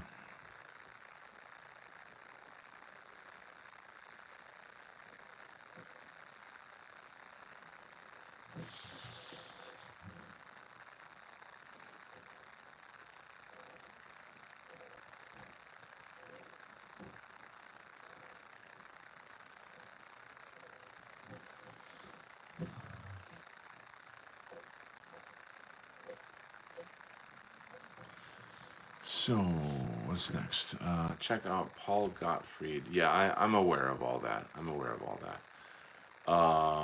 Hippocratic Oath and Offensive Frenchman. Never heard of it.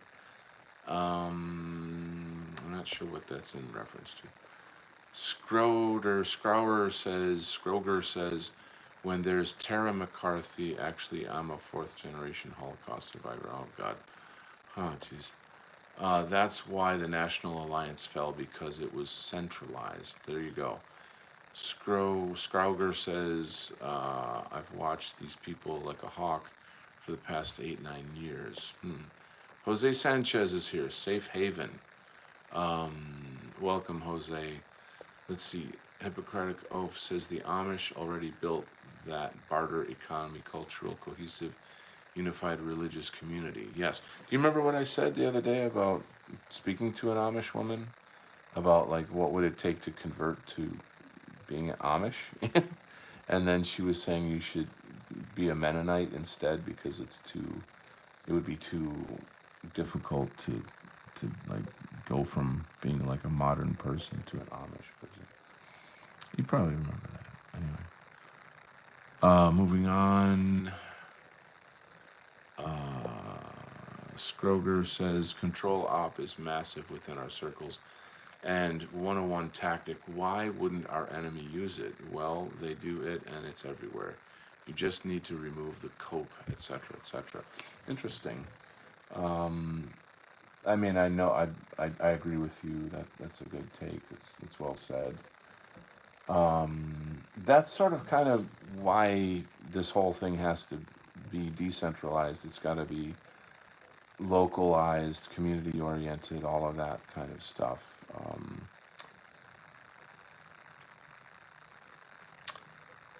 I don't know. It's kind of like they can't arrest us all. You know what I'm saying? Like you know what I mean? Like they can't. It's got to be like in our hearts. You know what I mean? That's why narrative control is so fucking important to our enemies. They.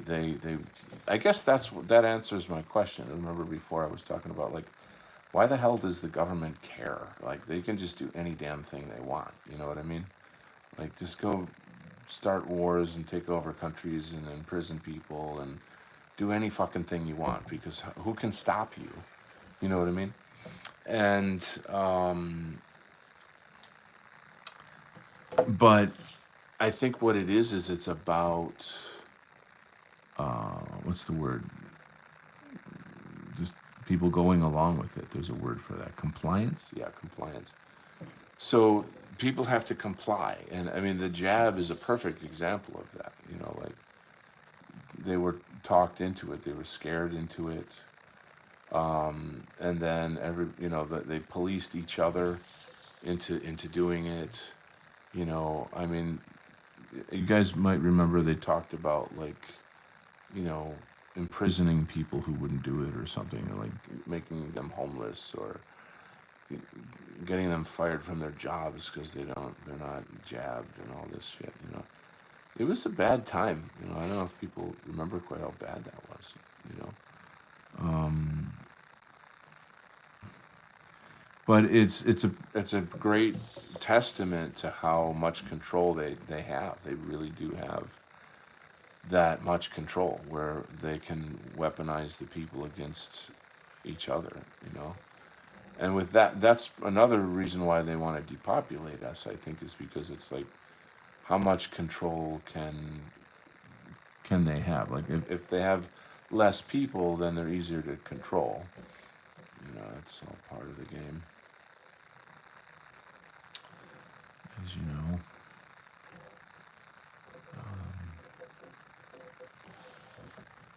Let's see. Comments. Lol-based Amish woman pointed you to their JV team, the Mennonites. JV team, that's funny, dude. You always have like a really funny, clever way of putting things. I appreciate you so much. Like you're just a really great way with words, man. I mean, I don't know where the hell's your Substack, dude. What the fuck? What are you waiting for? Get the fuck out of here. The JV Mennonites. I don't know. The way I think a lot of that started is that the story that I told like 100 episodes ago. It's actually not that many episodes ago. Was something to the effect of like when I was in college.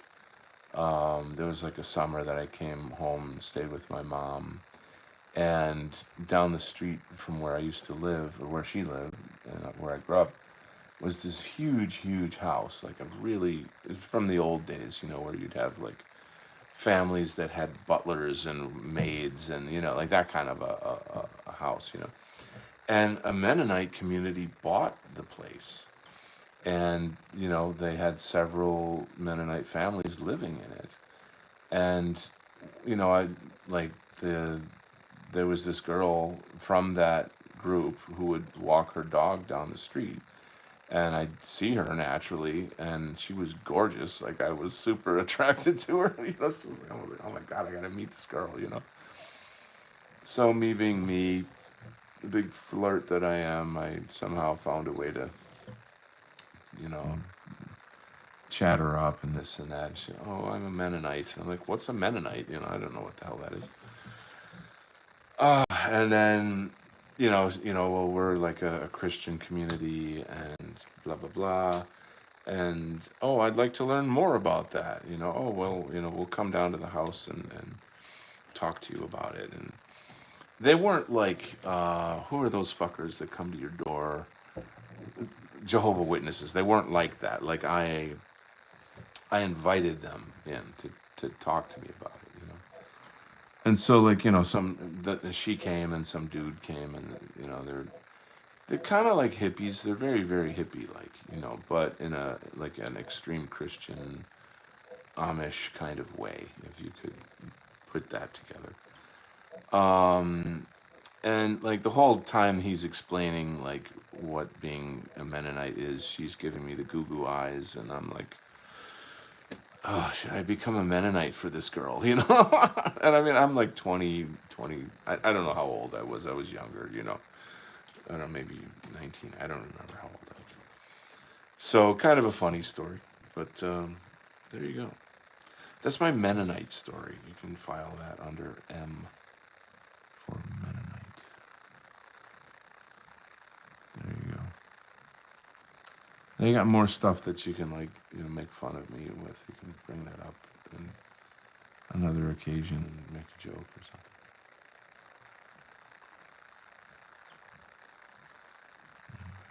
What time is it? Time flies on this show. It's like almost 11. I hate that. My day is so slow, but then when I'm here with you guys, it goes so damn fast.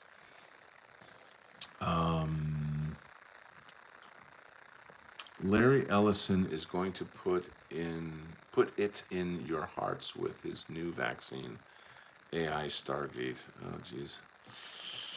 Oh, God, this world is tough, man. It's a tough world.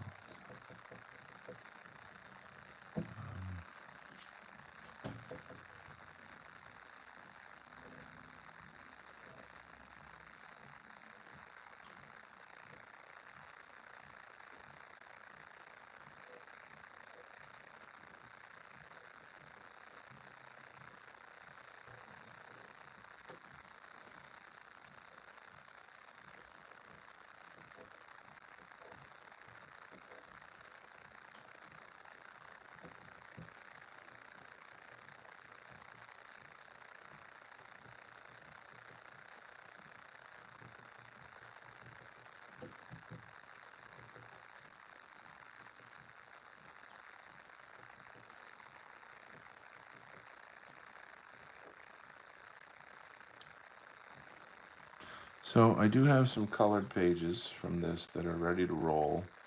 What I need to do next is get a bunch of pages lettered. So I will get a digital letterer and give him the script to the story, and then get that kind of hooked up so that I've got like a paid member section in my Substack, and I can finally start publishing this. So that'll be great. Very good, though. Let's see. There's something really interesting I was going to tell you guys about earlier. I'm trying to think. Oh, what the fuck was that? Oh, shit. I can't remember. Damn it. That's frustrating. I'll have to like write it down next time I think of it, and just have it on like a little scrap sheet of paper. So, whatever.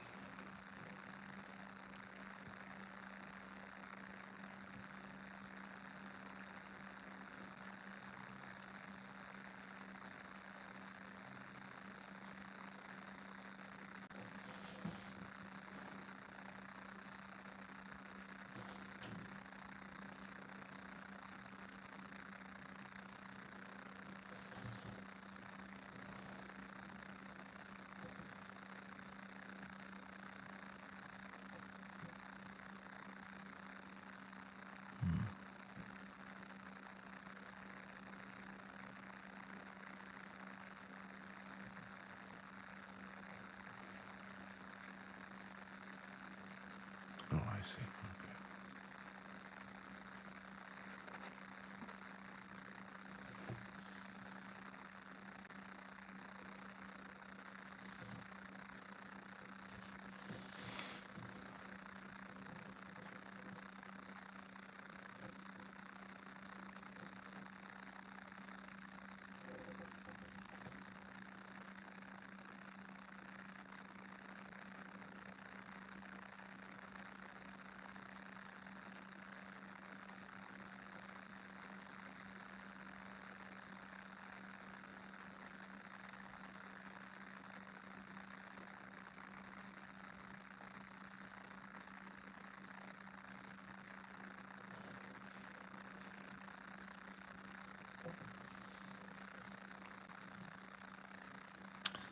A movie? No. Damn it. It was probably something like paranormal or some kind of something weird. I guess what's kind of popping in my mind right now is that like there's a recent video from Ian Carroll where he's like, "Oh, you guys, this show is going to be really weird," and it gets into like, oh, I don't know what these programs are called. They're basically like CIA programs to teach people psychic abilities and stuff of that, like weaponized psychic abilities. And I tried, I'll post, I'll say something on his post, like, go check out this video or this guy or something, and he never does. So it's like, I'm like miles ahead of like so many people out here that are just, like these big time influencers, and then you try to help them out and then they don't pay attention or whatever. At 3 in the morning, I'll wake up. Oh, it was that. That's how it goes.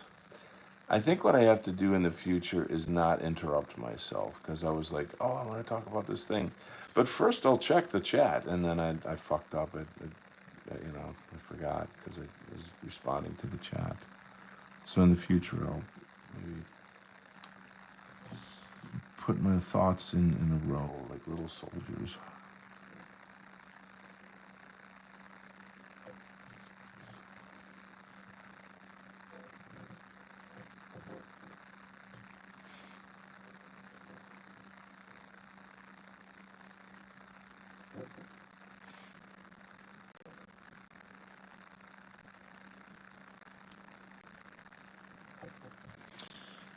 Oh, okay. Ian Carroll dropped a bombshell about Ben Shapiro's Daily Wire is bankrupt. Really? Ooh, that's good news. Oh, that's fucking great news. That makes me happy. Oh, that brings me joy. That brings me joy. Wow. Shapiro. Talk about a fucking scumbag. Wow. Damn. It's like, oh, JFK, I don't care. That happened so long ago. Just looking at his fucking face, man. Oh, it's torture. Jose Sanchez says, do you have Ross? I found art supplies for cheap. Even art alternative sketchbook like $6. Wow, dude. Do I have Ross? Is Ross like a website or a store or something? I'm always looking for, discount art supplies. So, yeah, I would appreciate any advice you got. But, yeah.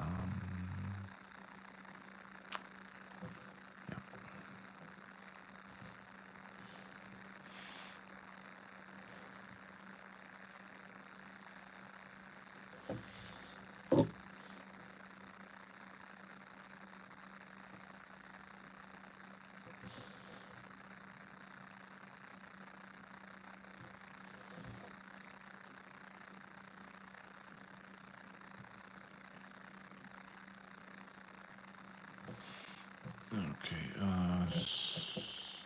Splatter Cat, Little Hat Ben makes my brain itch. Yeah.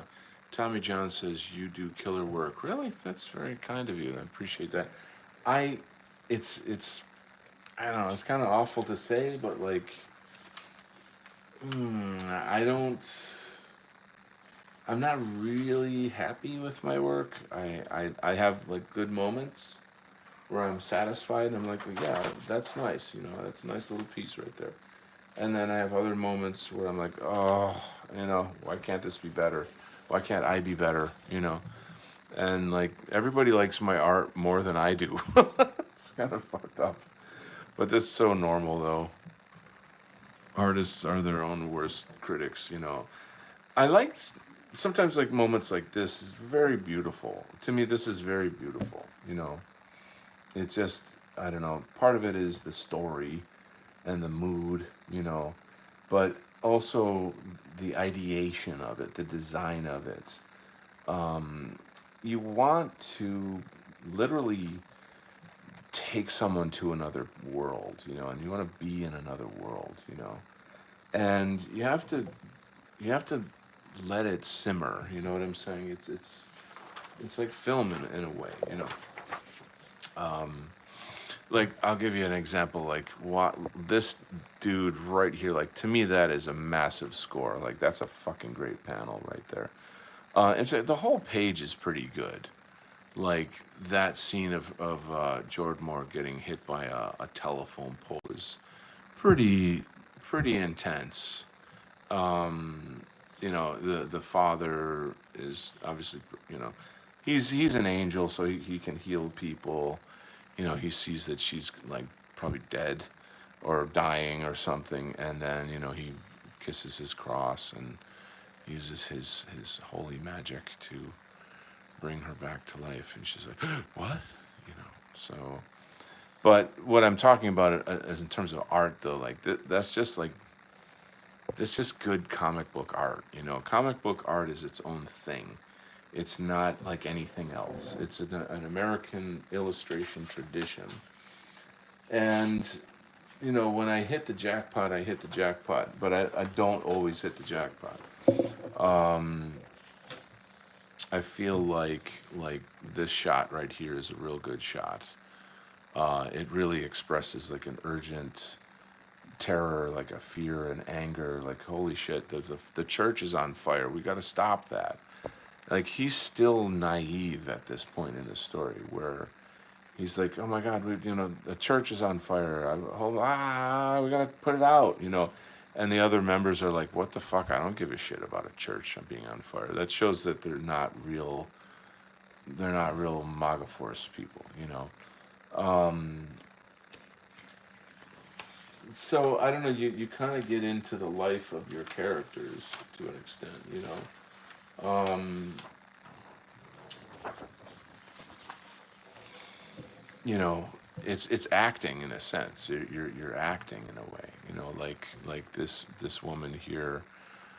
She's, the medical helicopter is going to take Sheepdog away, and she's calling somebody saying, oh, don't take him to a hospital, take him to our headquarters for questioning. And just like the expression on her face is, she's up to something. And then over here, she's like, "Oh, don't die on me. I'm not through with you yet." And then these guys over here, these actually, even though, like, these guys are kind of good guys. They call her out. This one's a little cucky, but this one's like, yeah, yo, nigga, you gonna do this or you gonna do that? Whatever. I don't know. Like, I don't speak black, so I can't do Ebonics, but you get the idea. Like, there's like two sides to these guys here. Anyway, I don't know. I'm just yammering as usual, so I'm sorry. I hope you'll forgive me.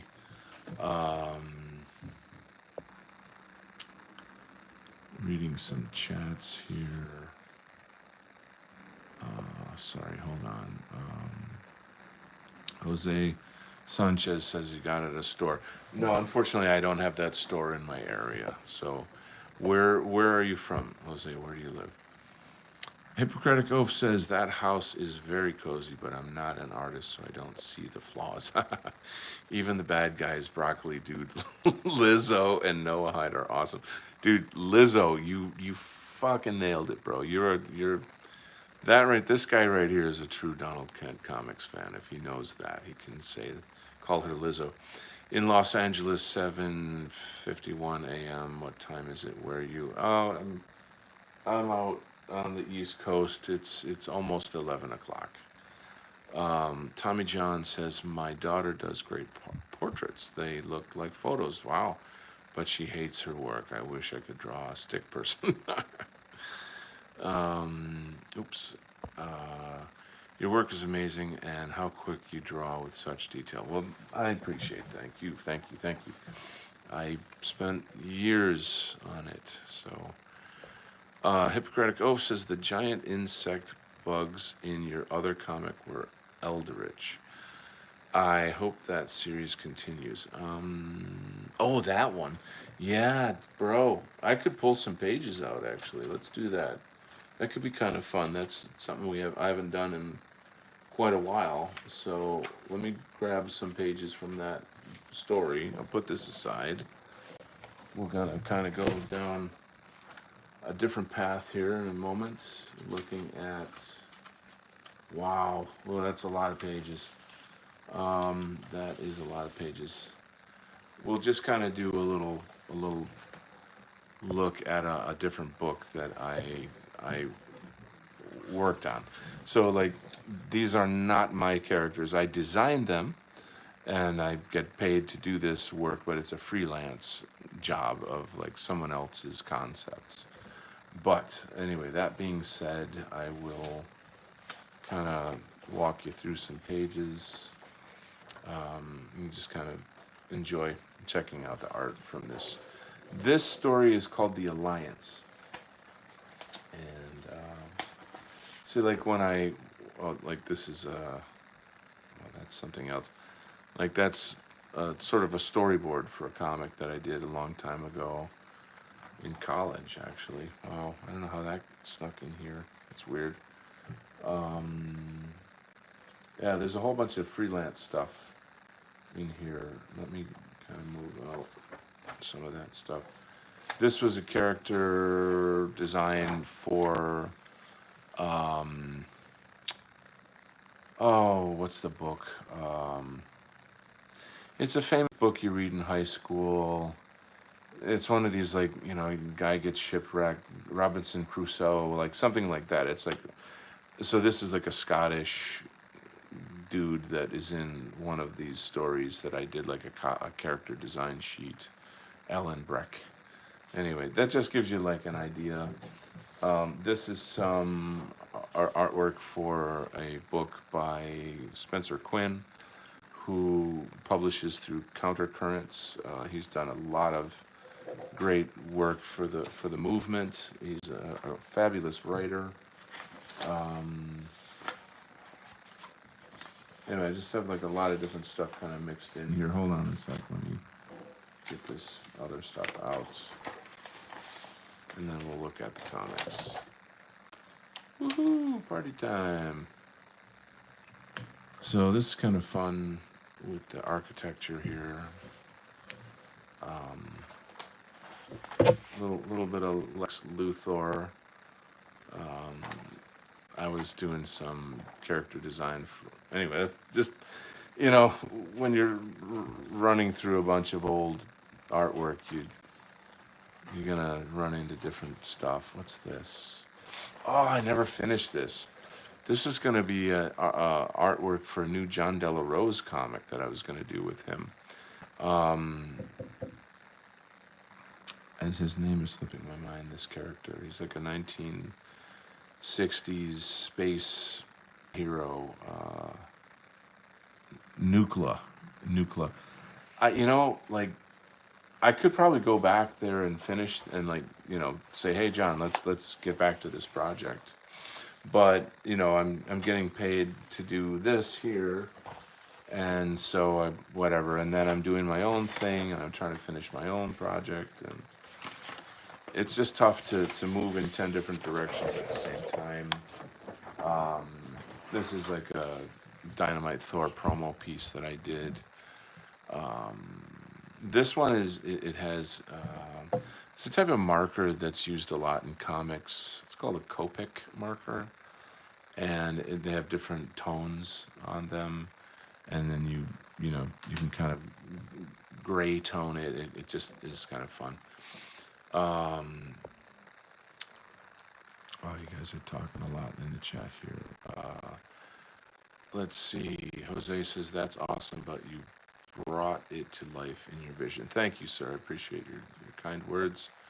Spider Cat, you draw people so well. I'm so glad that you like the way that I draw, because that means a lot, man. I appreciate that. It's my own style. I don't know really kind of how it evolved, but it is what it is. It's out there. It's just my handwriting, if you will. There is a real style, though. Like, I mean, if you really are analytical about my work, there's a way that I work. There's a storytelling. There's a panel layout style. There's an inking style. There's a character design. There's a flow. There's just a lot to my work, you know. That's kind of fun. This is a neat little battle scene down here where his main character's fighting these fembots. they're they're fembots. They literally are fembots. Here you can see, you know, there's like these women being, the sort of robot women being torn apart. There's one of our bugaboo guys, a lizard dude.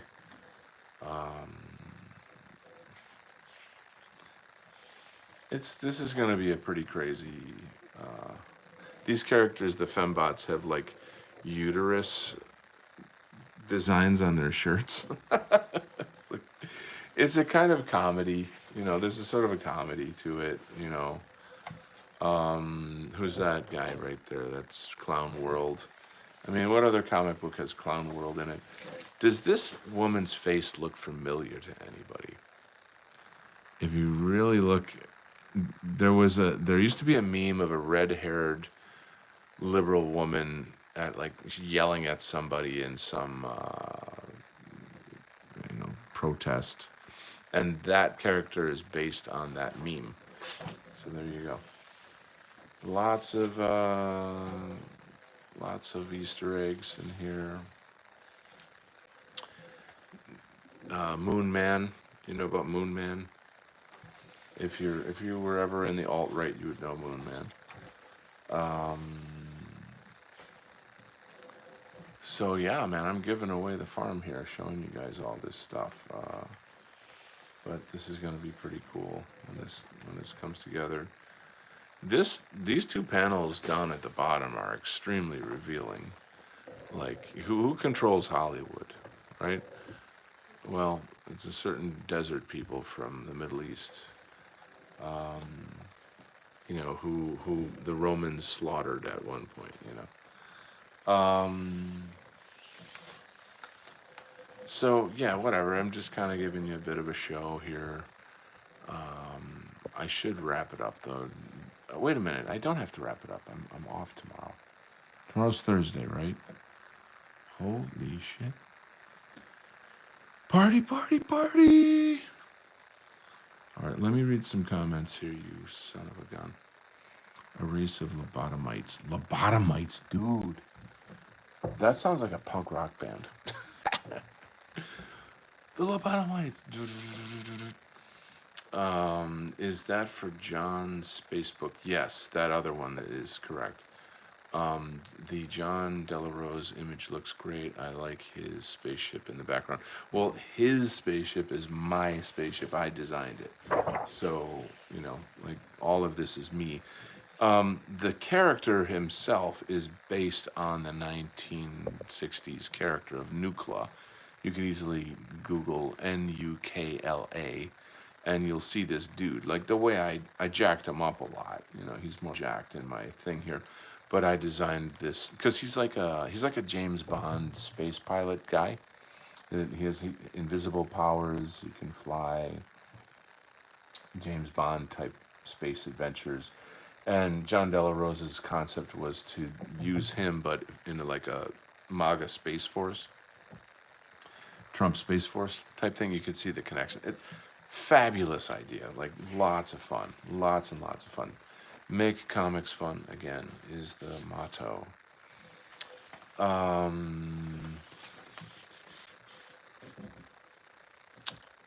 don't know if you guys recognize this meme. You don't see these guys anymore, but they were like a big meme back in the day. I forget what they're called. It's kind of the Apollonian characters here.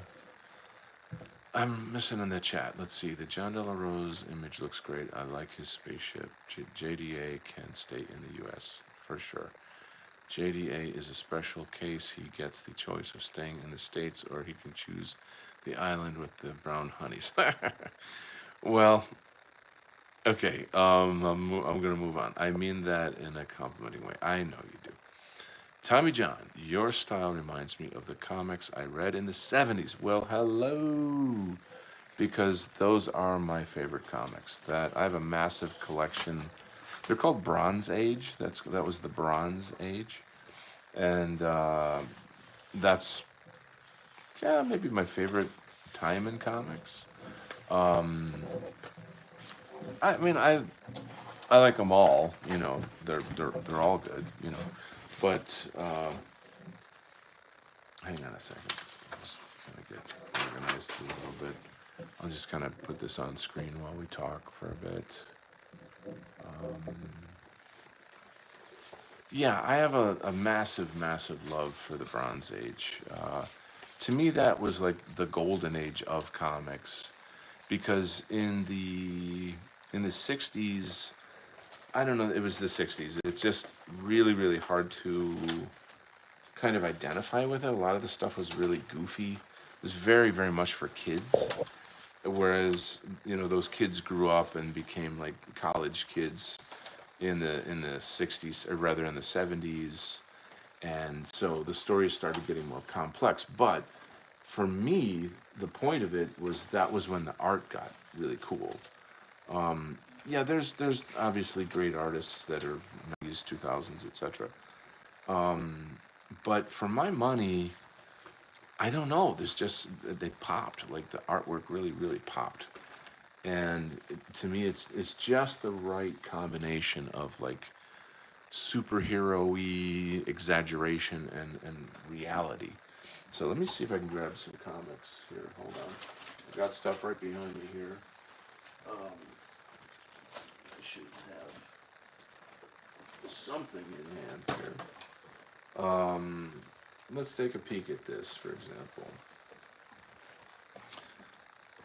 This cover would be by John Buscema. That's a classic John Buscema. Oh, and the book is itself. So like the establishment of comic book storytelling was so theatrical and so well crafted by this time. The way that the titles worked, the panel layouts. It comics kind of broke the fourth wall a lot. You always read, you could kind of like read the narrator, and I don't know, there was just something really neat about it. The wacky kind of technology that they had back then. It's just something about it I find really interesting. The costume designs, like if you look at like that kind of face, for example, like that's so much more fun than just a normal photorealistic face. Look at that hand. If you don't see Donald Kent hands all over that, that's a Donald Kent hand. You see what I'm saying? So like, you know, there's just I just have a great love for this. The kind of Shakespearean mood of some of this stuff is really, really cool. The stories of like civilizations and things, civilizations in peril, and then these like fantastic super battles, with like all these different things happening on one page, and there's always the obligatory close-up face screaming at the camera kind of thing. It's like there's even one over here actually. He's not screaming, but there's always like one dude who's like looking right in the camera, in the corner there. These are just neat. Look at the body language right there. I mean, the defeat, the sorrow, the physicality of it is so fulfilling to me. I don't know. I find it because I'm an artist, for fuck's sake. I draw. That's what I fucking do. Everything is visual in my world. And so when you jam up the visuals, it's like turning the volume up really high on your guitar. But it's not for your ears. It's for your eyes.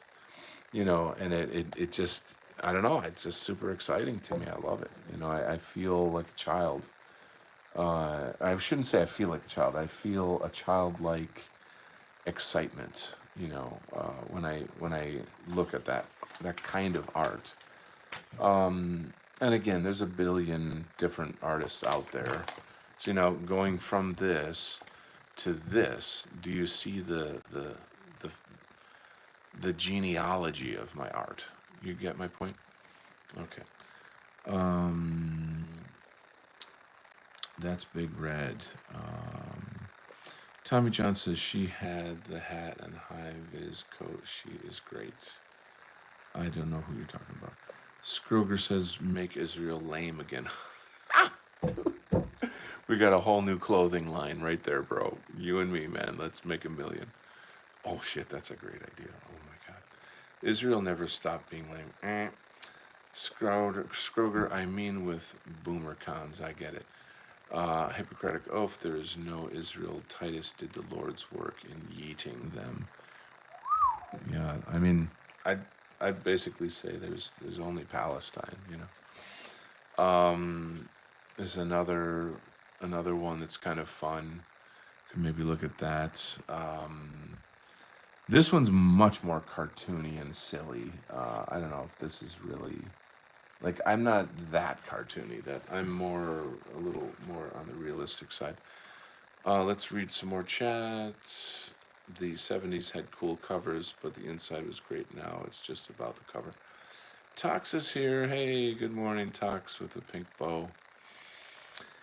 Very nice to have you here. Let's see. Hippocratic Oath says, I like all the movement in those old comics, energetic art. It's Baroque and classical Greece.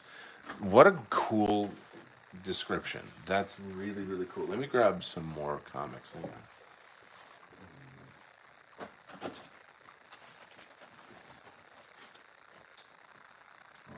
I got such good stuff. Okay, actually, this is kind of neat. This is not old. This is newish. This is very new. This artist is from Italy, and European artists take comics to a totally different level. This is to me like way more. How do I put this? It's like the cutting edge of modern comics, of contemporary comics, in that the the quality of the art, the inking, the style, the line work, the composition is it's playful and sophisticated at the same time. It's cinematic. It's highly cinematic. Look at this page, for fuck's sake. That is extremely cinematic. It's so beautiful. And again, it's not just the inking, the coloring has everything to do with it. Like looking at this, this is a classic Batman murder scene. You got a rainy night in Gotham. Everything's kind of scratchy and fucked up. You see this weirdo approaching a kind of a sort of an alleyway or something. There's maybe like a prostitute and a bum warming themselves a can of garbage that is like has a fire in it. If you look at the inking on his face, it's very scratchy looking. This is kind of like even the coloring has like brush lines to it. This is the way an artist thinks. You see, you when I see Batman in that one panel, what I'm looking at is the way that the marker or the brush works. How the edges are made, and all of those, the geometry of it. And I look at, say, this panel, and I think, okay, fantastic camera angle. It's slightly, if you notice, it's slightly tilted actually, like it's slightly tilted, which gives it an energy, and then it's kind of like lower than the chair this guy's sitting in. Then you get this like bold, straight on view. I just can't stop. Like it's just one thing after the next after the next. It's just so cool.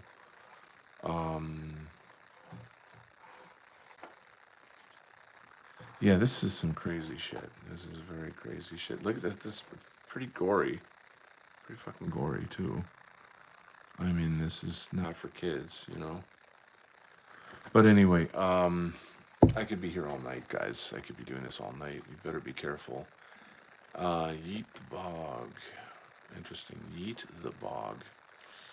That's like a slogan. I could see him saying, Yeet the bog.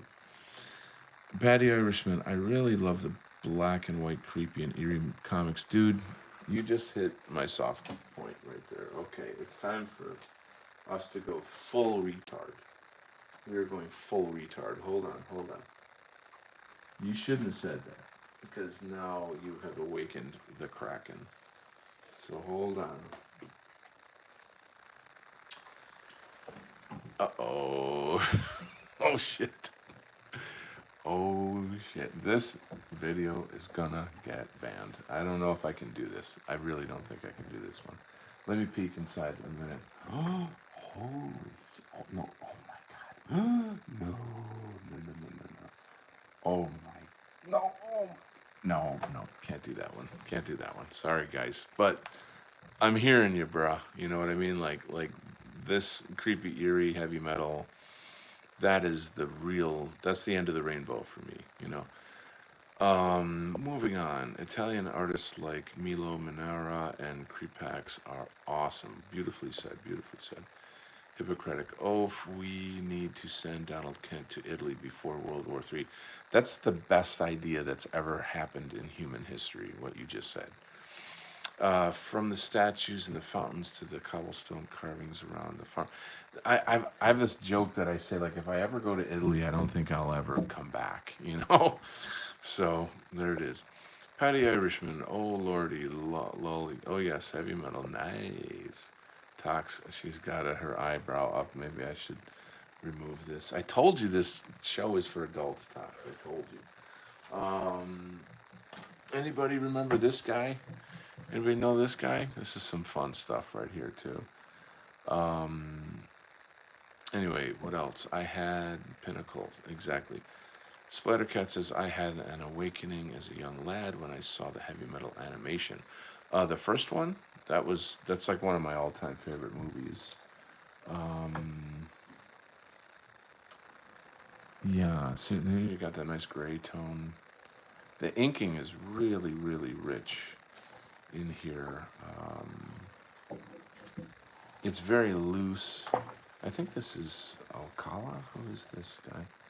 Look at just like the hair and the fluidity of things, the movement. There's a certain looseness. It's very alive, you know. Anyway, there's a lot going on there. What else? What else? What do we got? Patty says, do you know Heavy Metal Mag is being relaunched next month? Next freaking month?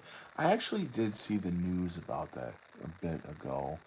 So here's the deal with heavy metal. Now, it was freaking awesome, like insanely awesome for so long. And then the guy who created Teenage Mutant Ninja Turtles, he got rich off of that. He bought Heavy Metal Magazine and he turned it into this cheesecake bullshit. It was just cheesecake, cheesecake, cheesecake. And I'm like, coming from a guy who created Teenage Mutant Ninja Turtles, that doesn't surprise me. You have no fucking taste, you idiot. You know, you took an amazing magazine and turned it into just lowbrow bullshit, you dumbass. You fucking dumbass.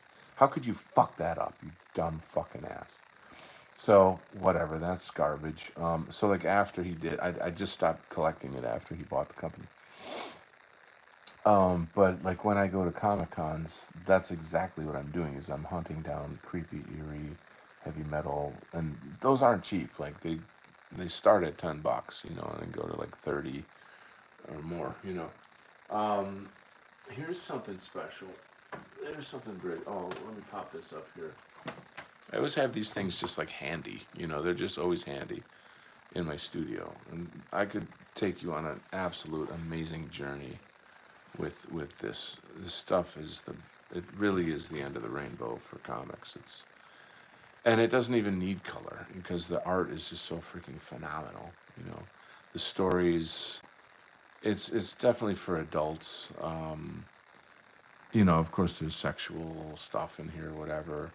But the concepts, though, the sci-fi, horror, you have like really interesting shit in here. Um, I forget the guy's name. Dubay. I forget his first name, but something Dubay. He became like the editor of Creepy and Eerie at one point, and I actually spoke to him on phone some years ago because I was trying to get the rights to do some sort of comic project. What was his first name? Anyway, that's a long story. Anyway, moving on.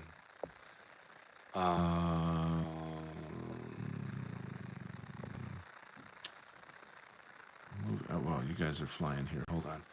Scroger Pinnacle. I had an awakening. Read that. Do you know Heavy Metal Mag? Yes.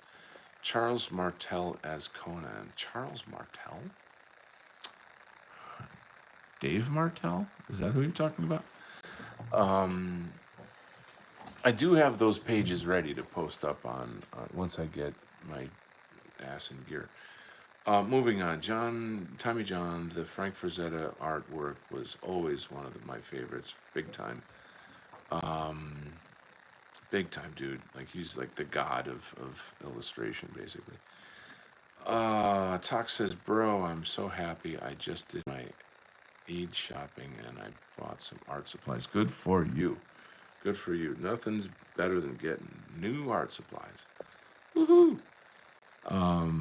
Talk says, damn, Mr. Kent is on fire.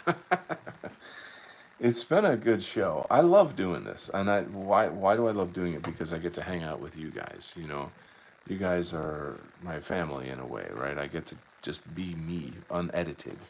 I get to share my insights on what's going on politically, culturally, artistically, and you guys get it. There's it always sucks that like all my best friends are on the internet and not I don't have that many locally. I have some, but you know what I mean? It's a sort of a kind of a sad reality, but whatever it is, what it is. Happy that you're here. So, Teenage Mutant Ninja Turtles, Steen. Is he Jewish?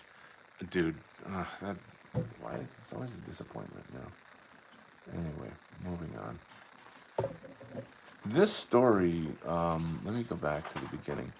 So, in heavy metal, a lot of what they would do is have serialized stories that, over several magazines you would get different like chapters of the story.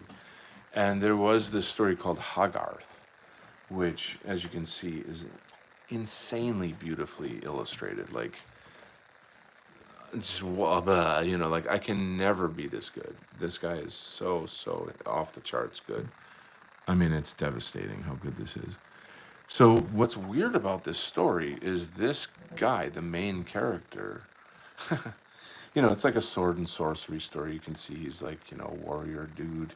He meets this like wizard, and he's on his journey, and they're talking about the journey and something, and there's gonna be swords and there's gonna be sorcery, and ladies on dragons, and you know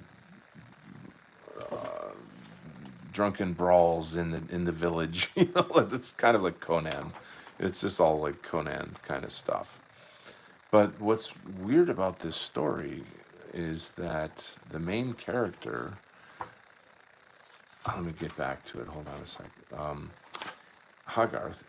How the deal with this guy is that like he was set for execution, and he needed to find a way out of it. And he went to this wizard, who was like a blind wizard or something. And the wizard said, "The only way I can save you is if you bring me a human head."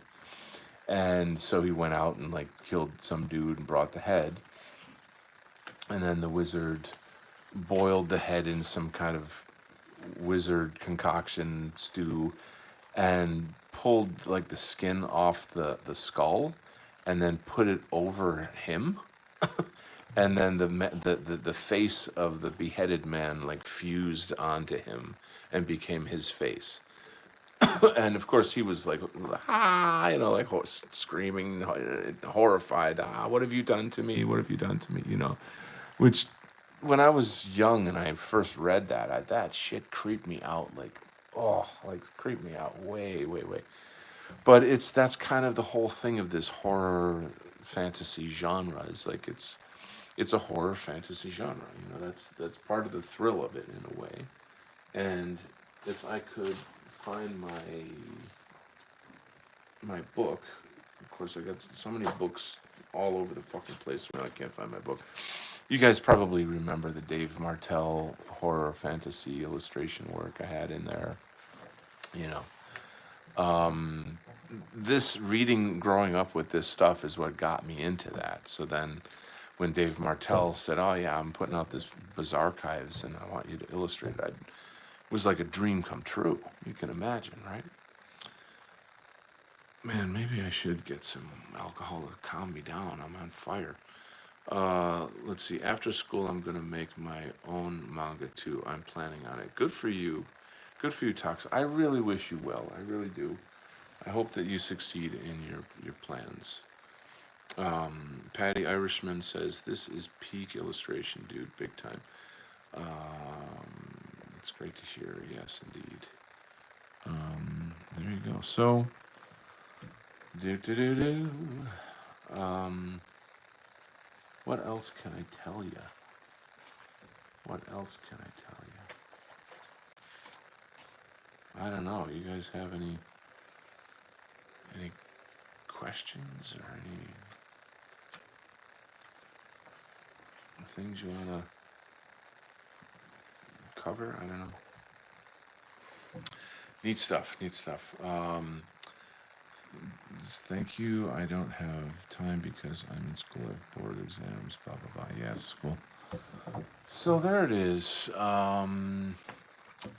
I guess I'm kind of a little on the burned out side here. It's like 11:30. I've been going since 8:30, I think. Dang, school always gets in the way of important stuff. Yes, I know. And work. I wish I could just quit my job and do my art full time. Hippocratic Oath says, so this was released with a colorist. Can you do that? Or is it required in today's age?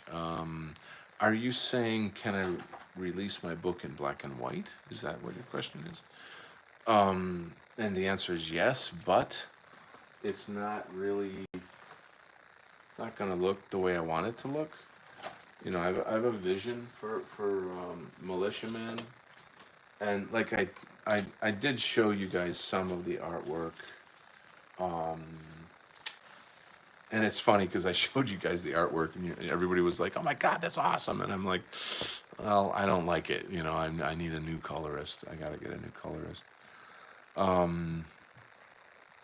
It's not bad, but it's not good enough. Is kind of what I'm sort of saying about that. So I need my work to come alive, and I need it to be colored. Now, if let's say I decided not to, I guess NJP was like a thing when I started doing this, but now they fell apart.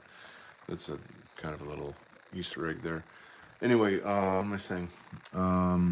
Yeah, I want the book to look good. I want it to be, you know, like Marvel DC standard. You know what I'm saying?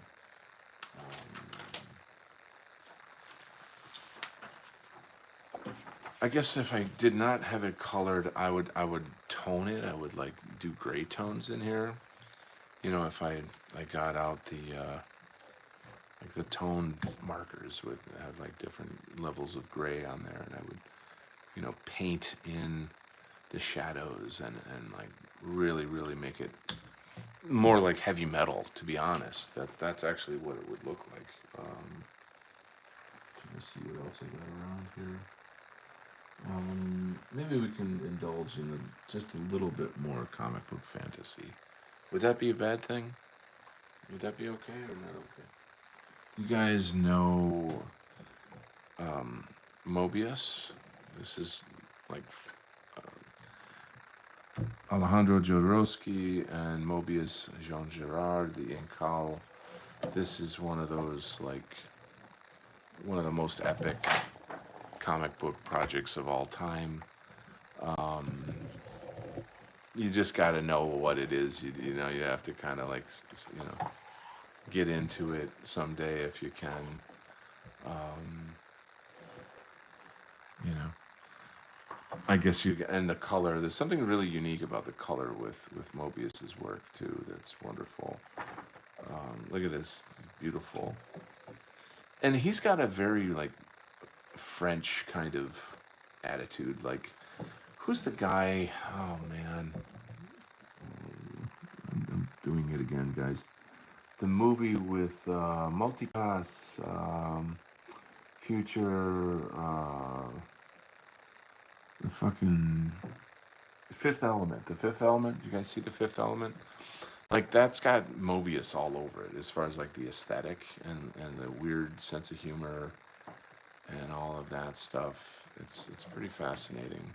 Um, but this dazzled my mind as a kid. You know, I was like totally dazzled with this stuff. And you know, growing up on this stuff is pretty insane.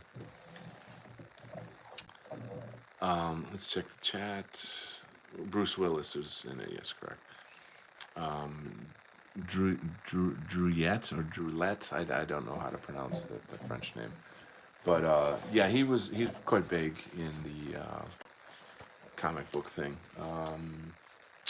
I got to be honest, I was never really a big fan of his, though. I felt like he made illustrations, whereas like they didn't tell stories; they were just like scenes. Whereas you know this is storytelling. It's a thing. It's okay, but it's kind of like H.R. Geiger in a way. It's like the French Geiger, I guess, if you guys know what I'm talking about. What else do I have here? Oh, there's my book. So, hold on. Ah,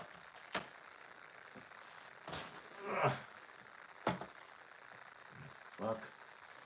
All right, here we go. This is not that old. I think this is from like the 80s. But let's see if I can zoom in a touch. This was let's see, Jorge Zafino. I think he was from Argentina. He was. I'm pretty sure. He like I know he didn't speak English, but like he had like this really masculine style of art, and you know, it's like kind of perfect for the Punisher. You know, like he's sort of famous for that face. That's like the Zafino face. You know,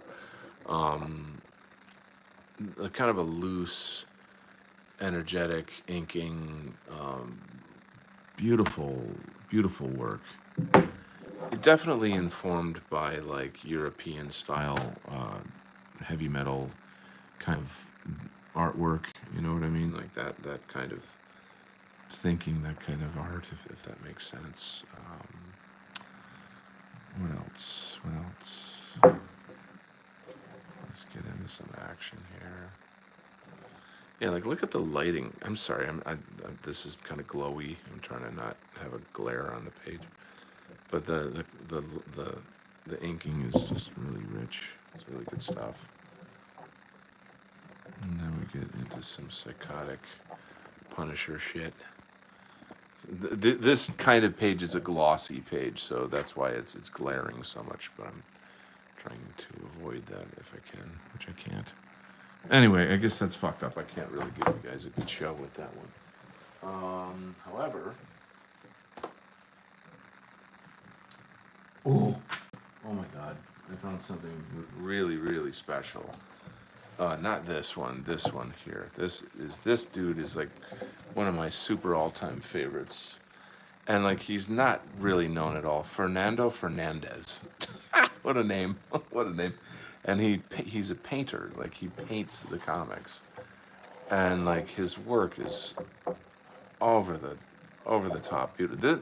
This is not his best work either. Like he's again like European comics. Although he's like from South America somewhere, I believe, Argentina or something.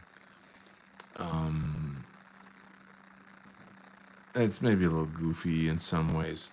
Like I said, this particular book is not his best work. It's a little more I don't know. But you can still see, like, the man is a master painter, though, you know? And it's just kind of neat to see. I just find it interesting to see comics in a painted form, you know? I'm missing out on a lot of the chat. What's going on in here? Um, hold on. I gotta go way back. So the colorist thing, yeah. I mean, I want to get a colorist. It costs money. That's all I gotta say, you know. With yeah, Patty, some classic fantasy artist, N.C. Wyeth, William Russell, Flint, Howard Pyle, Walter Crane, H.G. Ford. Yes, and yes. So what else? Time for Mr. Kent to leave the stream and take a rest. You're like my mother. Take a rest now. Eat your vegetables. But I appreciate your kindness, though. But looks like he is pushing himself. Today I am for a bit. Yes, I'm just for you. Just for you guys. Scrouger says there's a good art book featuring these classic artists called Visions of Camelot. That sounds very familiar. Mobius and Drew, yeah, we talked about that. Oh yeah, that was a great movie. Zorg was great. The heavy metal movie is just like one of the classics, you know, one of the classics. See if I can find a really nice composition in here for you guys. Oh, that's kind of interesting.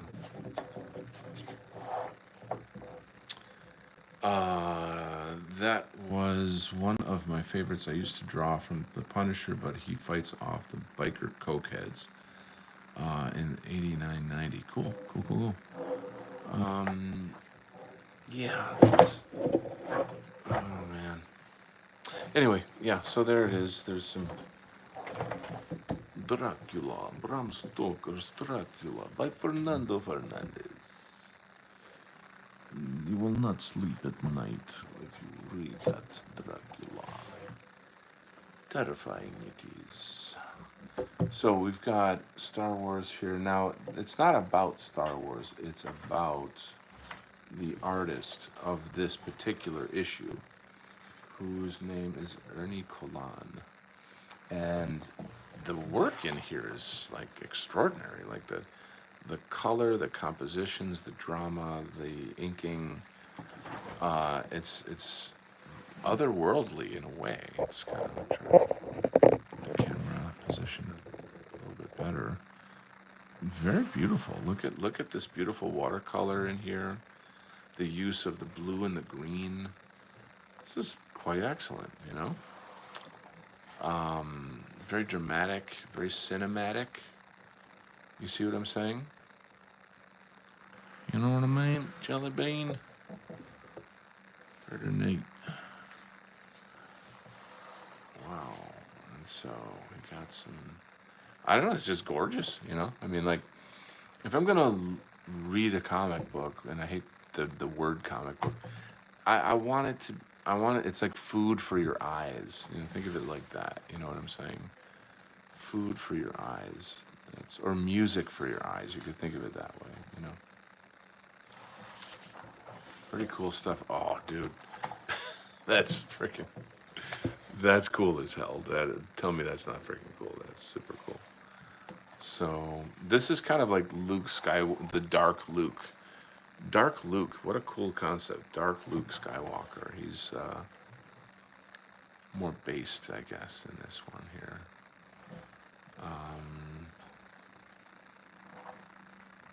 I don't know. It's just good stuff. It's just really good stuff. I find the color palette very interesting in this.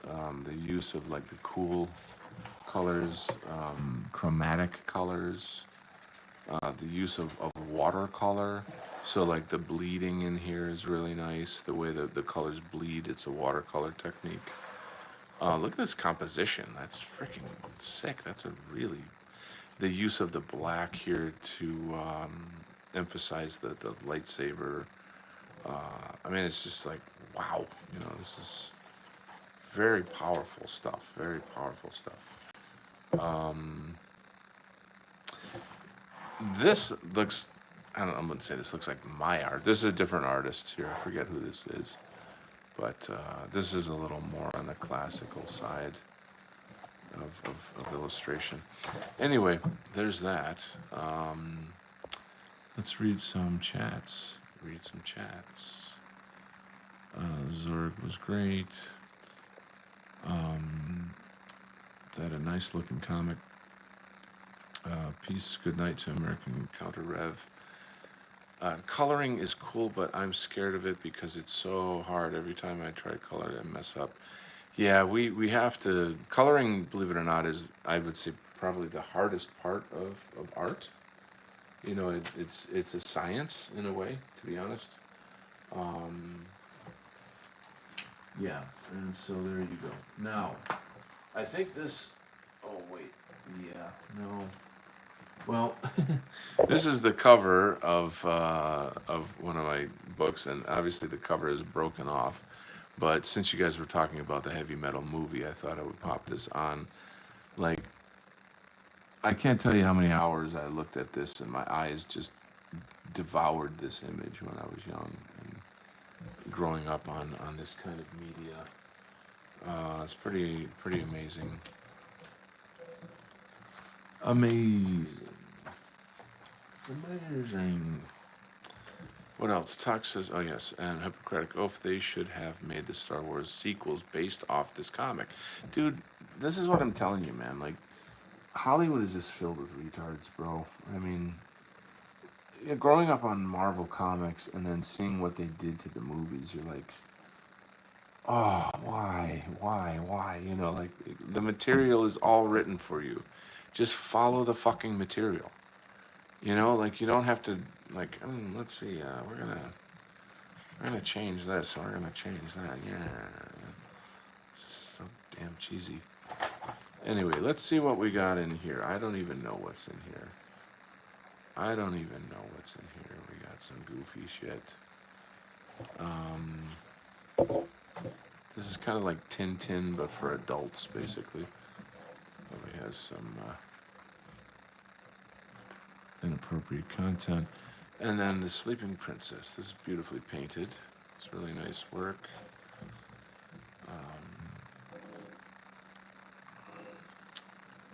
Yeah, it's just nice to look at.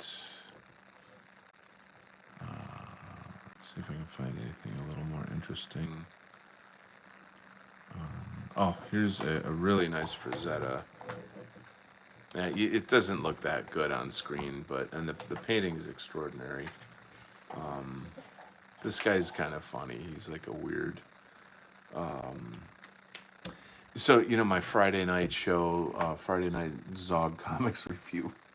What a name, Friday Night Zog Comics Review. Like, I don't know. It's just funny. It's a playful show because it's me, and I mean the guy's name is Dillard Q Thurman. Come on, what a funny fake clown name. And he's like all clown worldy, and he's a master at the indie comics style. Like, the dude is like, wow, man, he killed it. And this has a little bit of that, like, indie comics flow, the anti-establishment comics. It's a genre. Let's see if I can find it. That's garbage. Yeah, not all of these are good. Sometimes it's hit and miss. I don't know. Should I keep going? Are you guys like bored or something?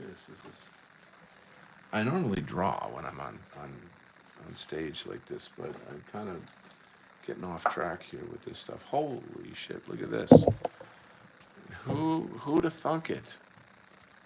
Donald Kent. So no, this one I did the cover art for this, obviously, but this is not the art. This is not our book itself. This is the original Dynamite Thor from the 1930s. So that's kind of fun. I mean, it's very, very, very 1930s, but you get a sense of like the guy. That's why I did this cover in like a 1930s style. With the Tommy gun, the Packard, the fedoras, the gangsters. Of course, got a nice rack as well. But so that was like a bonus piece that we put out. Kind of fun. I feel like I probably have run my course here, though, guys. Unless you have any interesting things you want to talk about. Okay, Star Wars. You are Dillard. Dillard going? Are you and Dillard going to review live action Snow White? Oh my God, dude! My head would like explode if I had to do that. Very funny. Okay. Hippocratic Oath says nobody is looking at the gun or the Packard. Yeah, right. Why is that? Why would you? Why would you do? Why aren't you? Okay. Okay. Nobody is this. So there it is, and there you go. And now you know. So, what more can be said? I don't even know. I got another pile of comics over here. Ooh! Oh my God, you guys! Oh, this right here is the juicy stuff. This is really no different than like the Warren magazines. It's like eerie and creepy from the 60s. Gorgeous, gorgeous illustration work. Oh, this is one of the best ones here. This is kind of interesting. Let me see if I can kind of zoom in on some of these. I don't know. It's devastating to me how like good a lot of this is, because there's that sort of feeling like I'll never be that good. This is kind of interesting because they're the British in, I think, India, or I don't know, and like this old man he's got like a sort of demonic spirit in him, and the as the old man's dying, the spirit leaves his body and enters this other guy, and he doesn't know it. It's a type of like magic that they don't understand. It's like the colonial British times.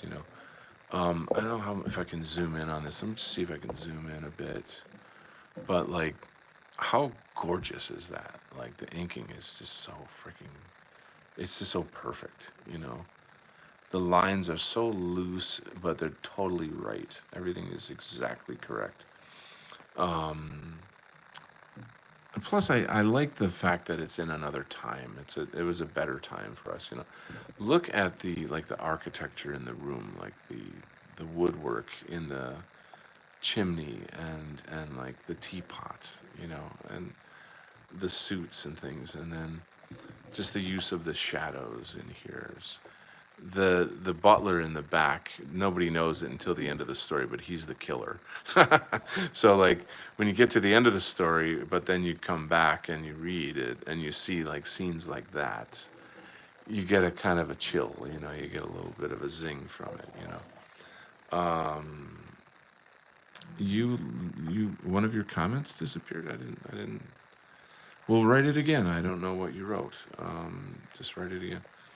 Anyway, YouTube does some weird things. I can't fully understand it. So they're like trapped on a boat, and then like what happens is one of the guys transforms. That's the butler or whatever, and he's like turns into this monster and then like kills everybody on the boat. Ah, ooh, the grizzly. Oh, how terrible.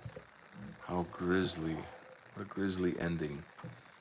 Let's see what else we got here. Demon of Slaughter Mansion. And these beautiful women. The butler did it. The butler did it, yes. The use of the shadows, guys. Come on. Freaking fabulous, man. Tox, if you wrote something and it's gone, just write it again. I don't know what happened. Beautiful imagery. Like, look at this. I'm gonna zoom out a hair to see this properly. Like the camera angle, the shadows, the way the shadows work. Like, guys back then, they were really, really good inkers, but they really, really knew how to use shadows. That was like a massive thing. Artists today are lazy. They don't. They let the colorist do all that work. So I don't know. It's a thing.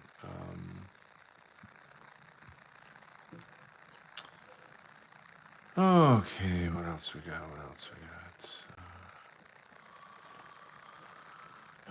I think it's Steve Ditko. You guys know Steve Ditko? I'm not actually a Steve Ditko fan, to be honest with you. But what else is going on? Yeah, there you go. And now you know. So that was pretty juicy. I don't know how much more of this you guys can stand, because I'm like blowing your minds right now. Okay, Talk says, I said I'm coming to you. I packed my bags, so my mission is I'm gonna kidnap you and I'm gonna put all the comic books in my bag. Well. Okay, guys, you heard it here. So we're gonna have to do a crowdfunder to, you know, pay her off or something, or maybe you can pay her in comic books or something. Save me. This guy here, Alex Nino, he's from the Philippines. He's a Filipino artist. But he became super, super popular in, I don't know, the 70s. That was the 70s. Like, that was the kind of rock and roll drug culture of the 70s. And people were just doing wild shit. That's part of the whole flow of it. So, Tox, if you do kidnap me, I'm expecting some really good food, though. You got to cook some good food, okay? And I'll teach you to color. That's what I'll do. I'll teach you how to do art and coloring. Okay, we got a deal. Maybe I'll buy my freedom. So anyway, let's look through here. We got some interesting science fiction art. Now, this guy has got such a unique style. It's a unique vision. It's just highly, highly stylized. You can kind of feel a little bit of like manga esque, like a sort of an Asian flair to it. Do you see it? Do you see it? I don't know if you see it or not. Striking work, though. Very, very striking. Once again, he's using watercolor in here. I love watercolor. I should do more. Fuck, man. Can you imagine if I watercolored my own comic book? Woohoo! That'll only take 1,000 more years to finish. But look at the composition. That's what a kick-ass composition that is. That's gorgeous. I'd put that on my wall easily. Just the work speaks for itself. I mean, I don't even need to narrate. You know what I mean?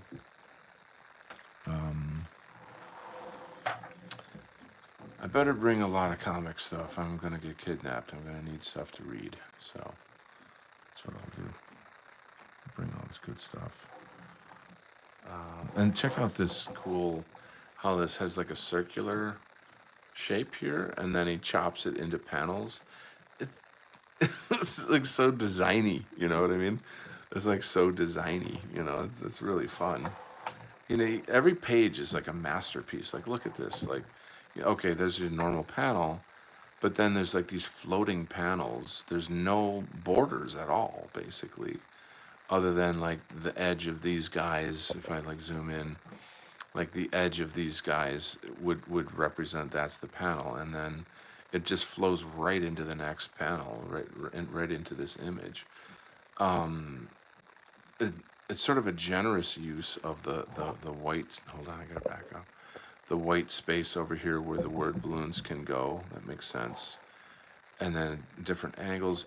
I would love to do work like this. I would kill to do work like this. My work's very like pedestrian compared to this. You know what I'm saying? It's like my work's fine, but it's just nowhere near as exciting as this, I think. So, when I say I don't hate my work, but it's not this, you know what I'm saying? And I mean, I'm not even saying this is my favorite. Like I like John Buscema more. I like Conan, that kind of stuff. But still, like this or that Star Wars stuff that I showed you was like exquisite, you know.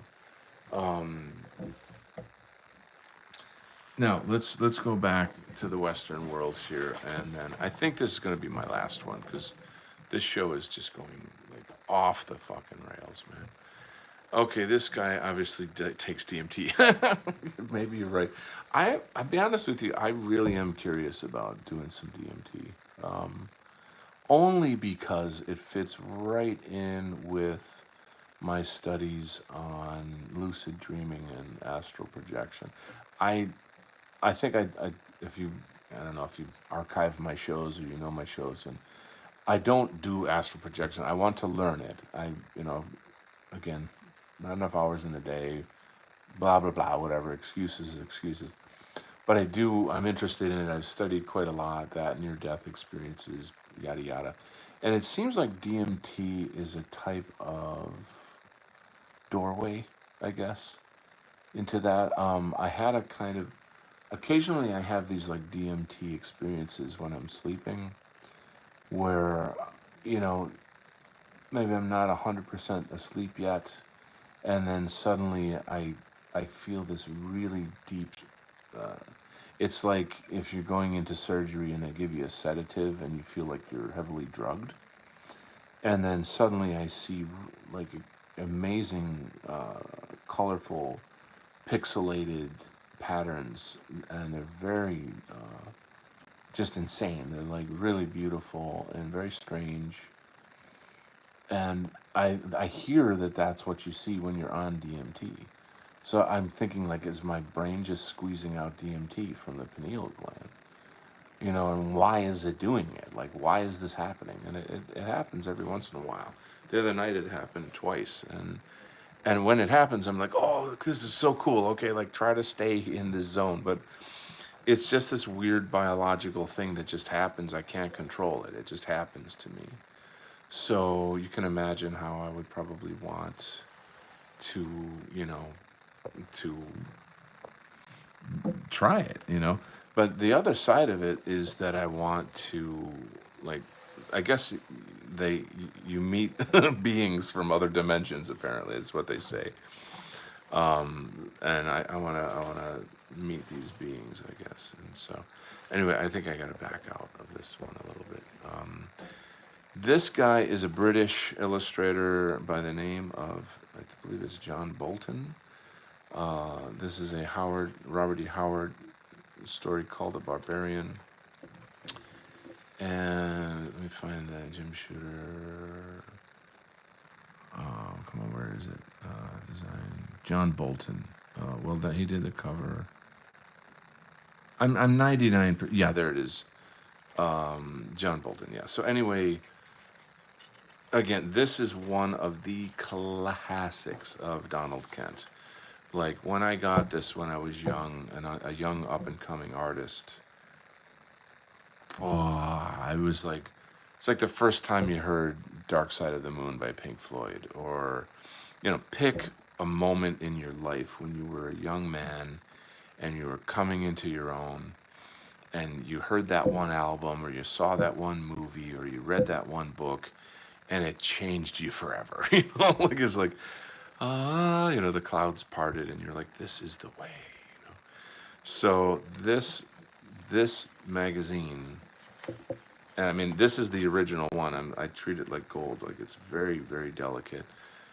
I just probably should shut up and just like let you see the work. It's gorgeous. It's really gorgeous. Hippocratic Oath says you'll end up looking like Steve Bannon. Oh, that's funny. Steve, Donald Kent, Donald Bannon. There you go, Donald Bannon. Wow. I'll call him up. Steve Bannon and I'll do DMT together. That'd be freaking insane. You know, that's actually a kind of a cool idea. So I'm just gonna show you the art and just kind of walk through this piece here. This is an interesting scene where fights this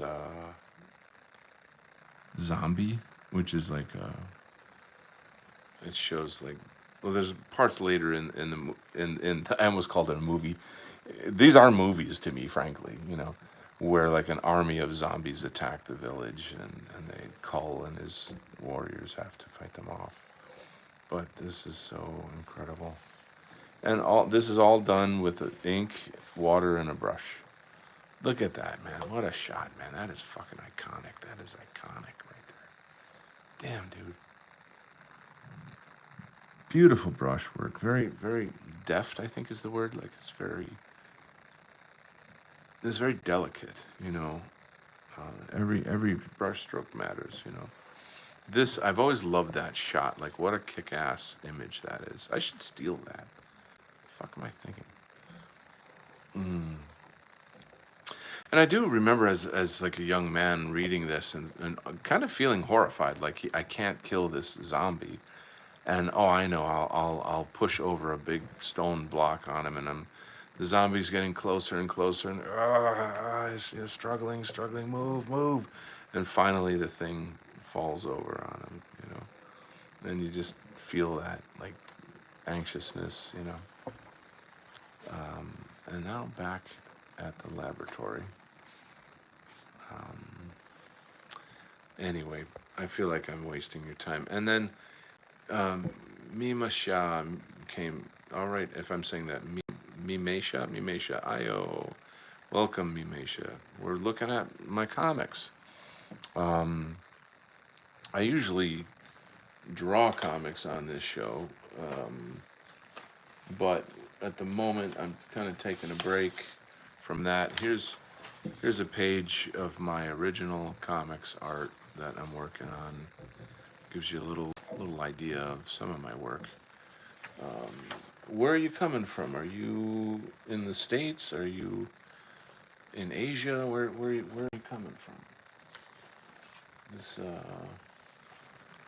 I mean, whenever I have a new person, I always try to say hello, give them a little sense of what my channel is, some of my own art, original art.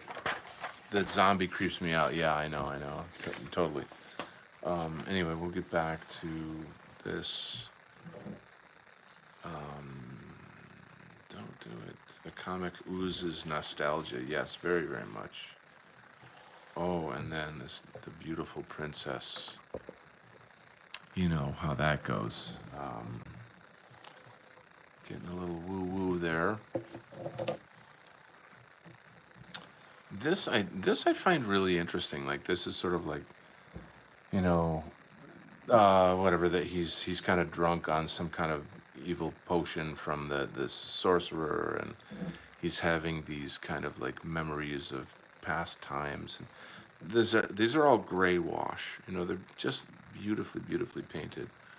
Beautifully painted. This John Bolton dude he's the guy. He's the man. And I love how when they look in the mirror, it's kind of fuzzy. It has a kind of grayish, fuzzy look to it.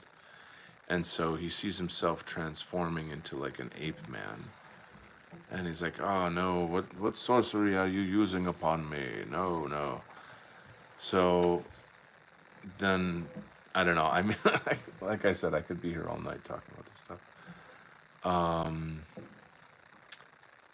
Dancing, okay. You're using your different account. And you're dancing. Lovely. So moving on. Pretty soon the zombie attack comes in. Of course, there's got to be some debauchery, some wine and women. It wouldn't be a barbarian story without that, right?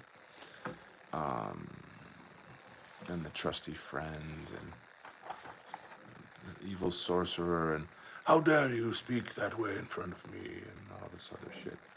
So whatever, let's get to the meat here. Let's get to the action. This is an amazing scene. So she's working with the sorcerer, of course, right? So he's got this magic mirror, and he sees himself as that kind of evil barbarian, but then it comes out of the mirror and attacks him. And it's trying to pull him into the mirror. So he's like half in the mirror, and this beast version of himself is trying to kill him, but somebody smashes the mirror, which then saves him. That's like his trusty friend. Unfortunately, the girl shows her true face. Well, that doesn't end well for her.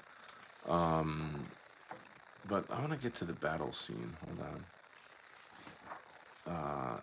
This shit blew my mind when I was young, seeing like these zombies coming out of the water and attacking the village. The details in this artwork is off the charts, man. And after seeing this, I was like, I gotta get a battle axe with double blade.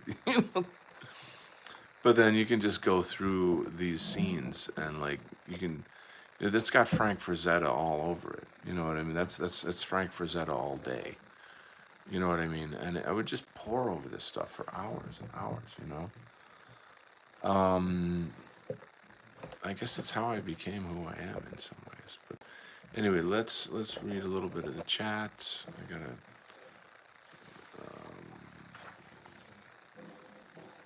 give you something to look at here. I'm just moving around one account to another. It's my sister's account. You just got a new sub, Mr. Cat. Well, hey, more subs are good for me. So thank you, Mucho. Thank you so much. Scroger says I might try to hunt down that very comic if I can find one at a decent price. So you can probably find this on eBay. It's a fairly famous book. It's fairly famous. It is really, really exquisite. Let's see what else is in here. Sometimes they put a second story in. Sometimes they'll have like extra artwork. Oh, there's my favorite symbol right there. Look at that.